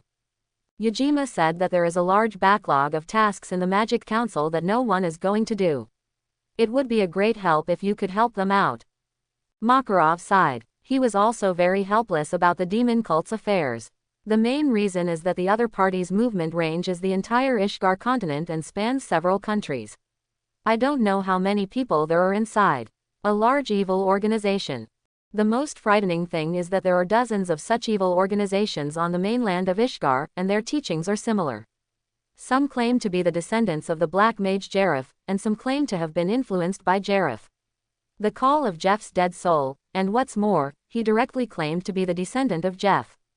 Presumably Jeff himself didn't know when he had so many disciples and grandchildren. The most speechless thing is that Jeff's goal has always been to kill himself. He has been living well in this world, just because of the curse of calming the nerves on him. Those who are related to him are not living very well. And the purpose of this group of evil organizations holding the banner of Jeff is to revive Jeff. Even if one day Jeff really dies as happily as Jeff imagined, and then this group of unfilial existences who claim to be the disciples of Jeff really succeed in resurrecting the dead Jeff, presumably the first thing the revived Zeref did when he woke up was to wipe out all the evil organizations in his name in a fit of anger. Okay. After listening to Makarov's words, Egwene nodded. Anyway, I will report to the Magic Senate.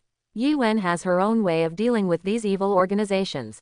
Because the fairy tale quests are not enough to keep Yuen leveled up, but it is not easy for Yuen to go directly to the major guilds to accept the quests. This will lead to guild wars, although Yuen is not afraid, but the presidents of those major guilds, some of them are Makarov's friends, and some of them are even seniors from Fairy Tale. It's not easy for Yuen to offend these people, so she simply went to the higher level organizations of the major guilds, that is, the Magic Council era, to take up the task, and by the way, use the magic councils all over the continent to investigate the matter of the paradise so that the words are just right for Yuen.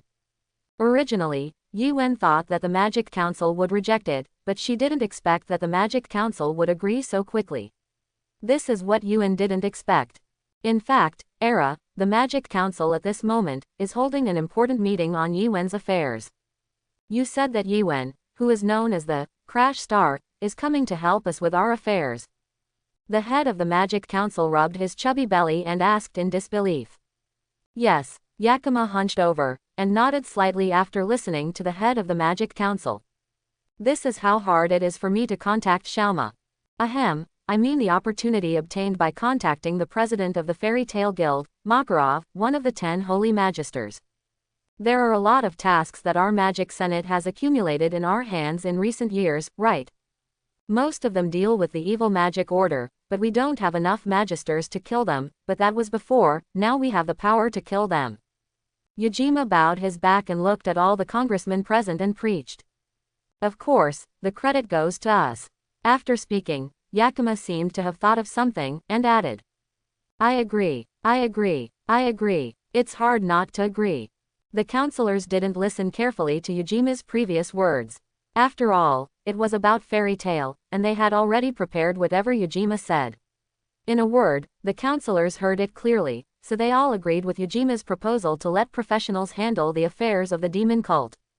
At the same time, since you can't tell which one is the demon cult of paradise, then kill all the illegal demon cults on the mainland. Yuen has made a decision. Since the teachings of these demonic sects are similar, they all use Jeff as a banner, so that it is difficult to distinguish who belongs to which, so Yuen is too lazy to be a detective and investigate slowly. Well, in the style of Fairy Tale, blow them all away. It just so happened that besides fighting, Yuen, was not good at anything. It can only be said that the nightmares of the Black Demon cult in Ishgar mainland are coming. So far, because I have left the matter of slowly investigating the demon cult core step by step to Ulu. I went to the Magic Council era to report by myself, and I was going to act recklessly according to the information of the Magic Council. The next day, at 8 o'clock in the morning, Yuen came to the gate of the Magic Council. When Yuen arrived, she saw a small old man with a stooped waist and a smile on his face. The little old man in front of him doesn't have much magical power in his body, even if he is placed among ordinary members of Fairy Tale, he can't be called very brilliant. But Yuen didn't despise the old man in front of her because of this. It's just because Yuen clearly recognizes the identity of the old man in front of her. He is one of the members of the Magic Council and Yajima, the current Fairy Tale Guild Master Makarov's best friend. Senior Yajima, hello. Yuen came to Yajima, bowed lightly to say hello, and paid tribute to the senior. You are Egwene, right? I've heard Makarov say a lot about you. When I saw you today, you are indeed a handsome boy. You are a good boy. With his hands behind his back, Yujima looked Yuen up and down, and then smiled softly. Perhaps it was because Yujima was wearing the filter from Makarov. No matter which aspect he looked at Egwene, he felt that Egwene was incomparably perfect. Senior Yujima is also. Seeing Senior Yujima's energetic appearance now, I have already imagined that when Senior was young, he was also one of the group of magisters standing at the forefront of the magic world and leading the way. What Yi Wen said was sincere. When Yujima was young, he was also a famous magister on the mainland. Otherwise, he would not have been able to enter the Magic Council as a member. Haha, you too, you too. For a while, Yujima and Yi Wen complimented each other. You kid, you can talk more than a pony. I originally thought that a genius magister like you who became famous at a young age would be a thorn like Lakuz's. Seeing you today, I feel relieved too much. After a while, Yujima's originally closed eye slowly opened, looking at Yuen in front of him with a bit of shock. Originally, Yujima was afraid that Yuen would be a young genius magister like Lakuz's who didn't know how to be flexible, arrogant and uninhibited, but after Yujima met Yuen today, he realized that Yuen was a fairy tale girl. There are some kind of magisters who know how to flex. Where? Yuen smiled slightly after hearing Yujima's words. In short, I have sorted out all the tasks that have not been cleaned up in the Magic Council for many years. Let's talk about it first, because the Magic Council does not directly hire the Guild Magister to perform tasks, so you will work on behalf of the Magic Council during this period of time, but you can rest assured that the reward will definitely not be less, just the merits will be counted on the head of the Senate, which means that there will be a gap in the resume of the Magister. Egwene Bersarion, does it not matter? Yujima put his hands behind his back, looked at Yuen and asked. For many magisters, they value their resumes very much. After all, it has something to do with reputation. For powerful magisters, money means little to them, winning is a reputation. This is why Joseph has always been thinking about the name of the strongest guild in the Kingdom of Fury. This is what I ask the president to enter the Magic Senate to practice. How dare I ask for any merits? Yi Wen didn't care about the so-called merits or even the rewards, all he needed was the mission medal. Ha ha ha, as expected of the person recommended by Xiao Ma, you have this mentality, no wonder you have such amazing and exaggerated power at such a young age. Don't worry, although there will be a gap of nearly a year in your professional resume, it doesn't affect you much. You are still young. Besides, this year's top 10 Holy Magisters, if nothing happens, will definitely belong to you. Yujima blinked at Egwene and whispered to know. As for why Yujima can be so certain, saying that this year's top 10 Holy Magisters must belong to Yi Wen. This involves some sordidness among the members of the Dao Magic Senate. It is not easy to say it clearly, but it can only be hinted. After all, they got the merits given by Egwene, and they are more or less cannibalistic. It is not too easy for the counselors to decide on a holy cross or something. Anyway, Egwene will attack Dalio. This achievement is enough to make Yuen one of the top 10 Holy Magisters. Haha, to Holy 10. Yuen smiled lightly after hearing Yujima's words. He was not interested in the title of Holy 10 Magisters. Release the sudden mission. Acquisition of the title of the top 10 Holy Magisters. Won the winner in the selection of the top 10 Holy Magisters of the Magic Council this year, won the title of the top 10 Holy Magisters of the Ishgar continent, and won a 10-year mission medal. Senior Yujima, please help me win this year's selection for the title of the Holy 10 Magisters. Yuen didn't expect that after meeting Yujima, a sudden mission would be triggered, and it was a mission related to the title of the Holy 10 Magisters. He immediately became serious and watched Yujima preach. Don't worry, the old man still has this ability. Yujima smiled at Egwene's serious expression. In short, from today onwards, you will be the captain of the Magic Council's subjugation team against the demon cult's agents. Come on, work hard, do your job well. When you get used to the job here, you will probably be able to take over Makarov's class. Makarov is too tired, and it's time to retire. Come with me now, and I will take you to receive the uniform of the Magic Council and take you to your office. Yujima said, leading the way for Egwene. Okay, Yujima-senpai. After hearing Yujima's words, Yuen was taken aback for a moment. It was obvious that Yujima had misunderstood his intention of coming to the Magic Senate to study.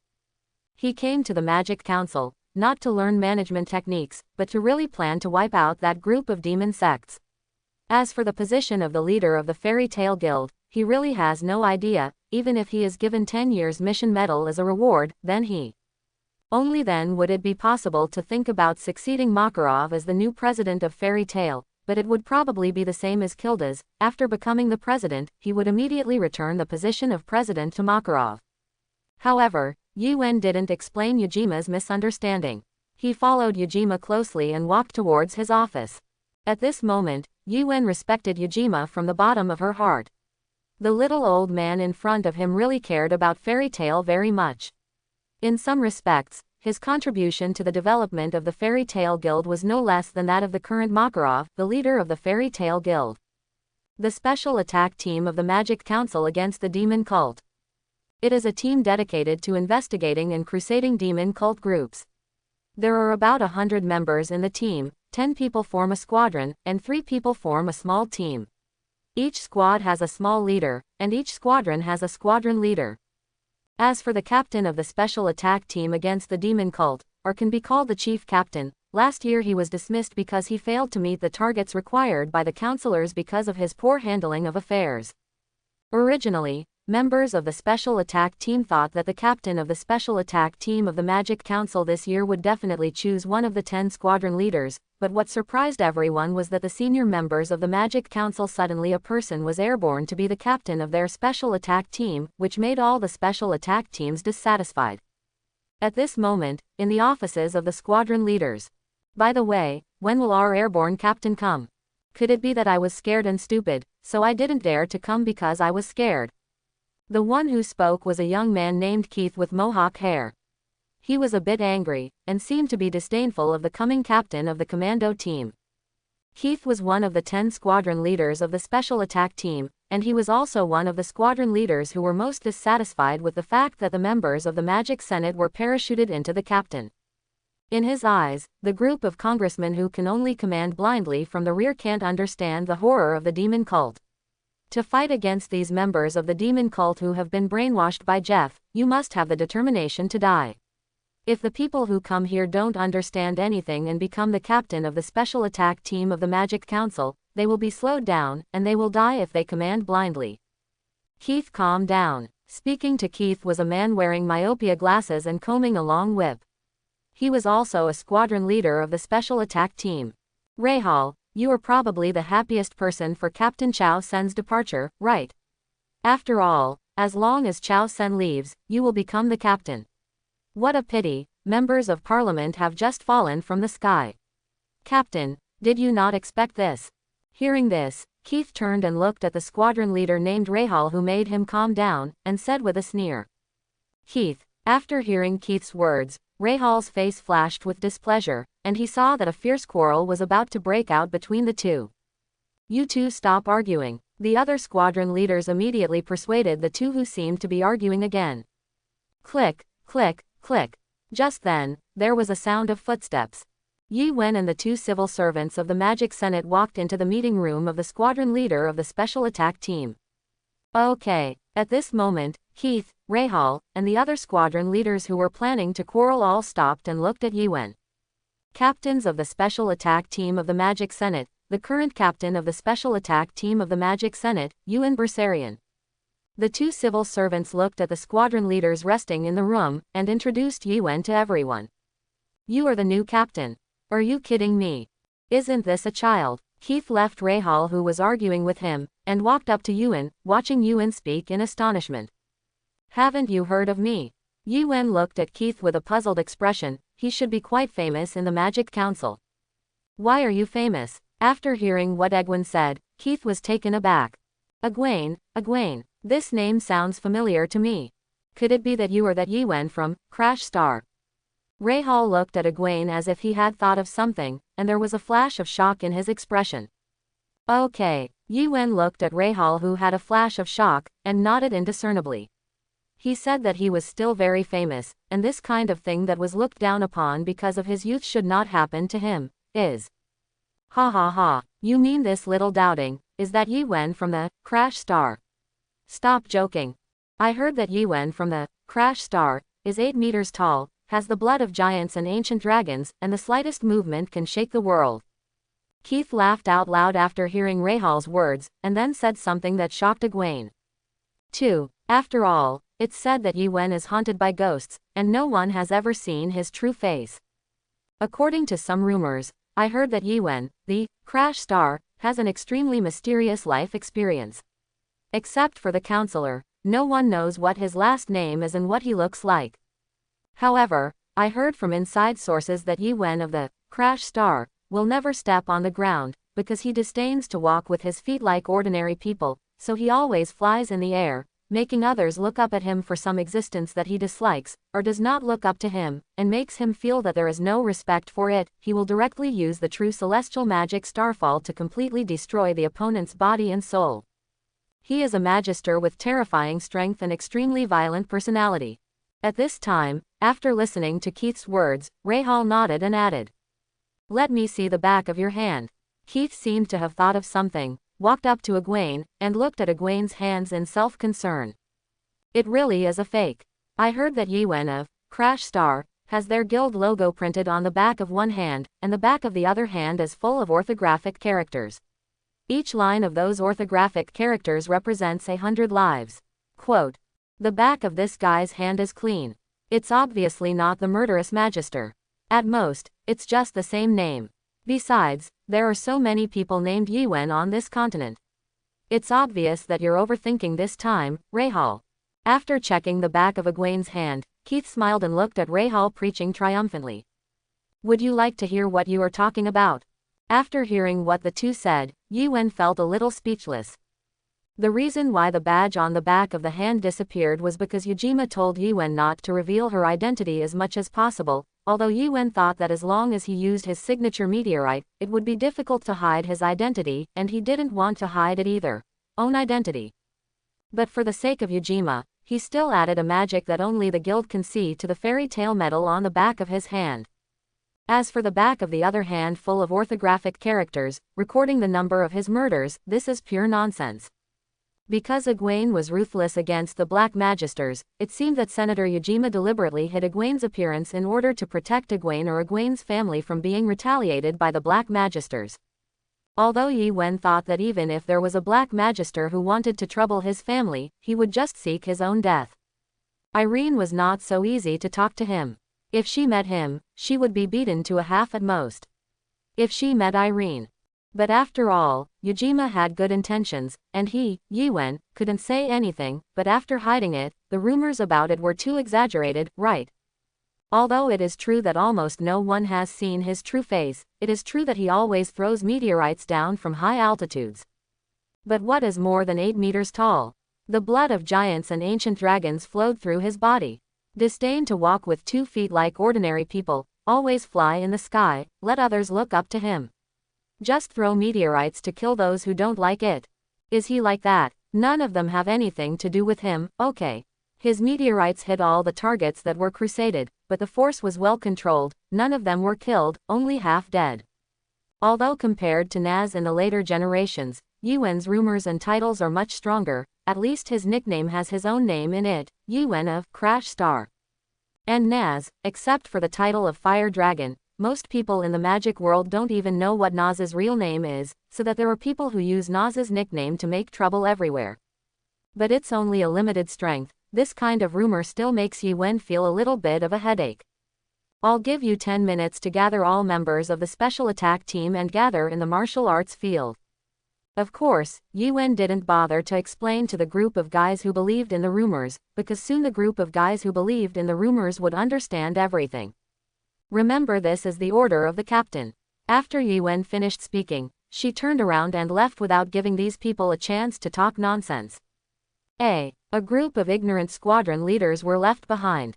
Yuen looked at her watch. Time is money. He was too lazy to explain to these idiots, presumably when he crusade against the Black Magic Order. As long as he showed enough strength, these guys would naturally know who he was. In fact, Yuen didn't want to take over the position of the captain of the special attack team against the demon cult. He planned to act alone, because the efficiency of acting alone is the highest. However, Ujima thought that Makarov asked Yuen to come to the Magic Council to study management, so that he could succeed Makarov as the president of the Fairy Tale Guild in the future, so he assigned this position to Yuan. At the same time, Yajima also told Yi Wen that the squadron leaders in these special attack teams that specialize in crusade against the demon cult are not ordinary people. In the future, these 10 people will probably be the commanders of the Armed Forces Department of the Magic Council. That's why Yi Wen planned to teach the crowd a little bit. In fact, Yi Wen already has a plan in her heart. As long as the time comes, he will find a way to install a few members in the Magic Senate, including Yajima and Toki Anderbar. As long as there are more than half of the members of the Senate towards Fairy Tale, and the captains who control all the Magic Council troops, then, where is this Magic Council era? It's obviously their Fairy Tale branch. At that time, with the care of the Magic Council, even if Natsu, a fool who can only make trouble, comes to the guild, President Makarov will be much more relaxed. Ah, Yi Wen sighed at this thought. It's all for the careless guild members. He just helped the guild a little bit, but he felt a splitting headache. It was hard to imagine how exhausted Makarov would be after working hard for the guild all day. Sure enough, the chair of the Fairy Tale president is not for normal people. Only those with great perseverance can do it. A little foreshadowing of the protagonist's own power in the Magic Council. I hope everyone will support it and subscribe more.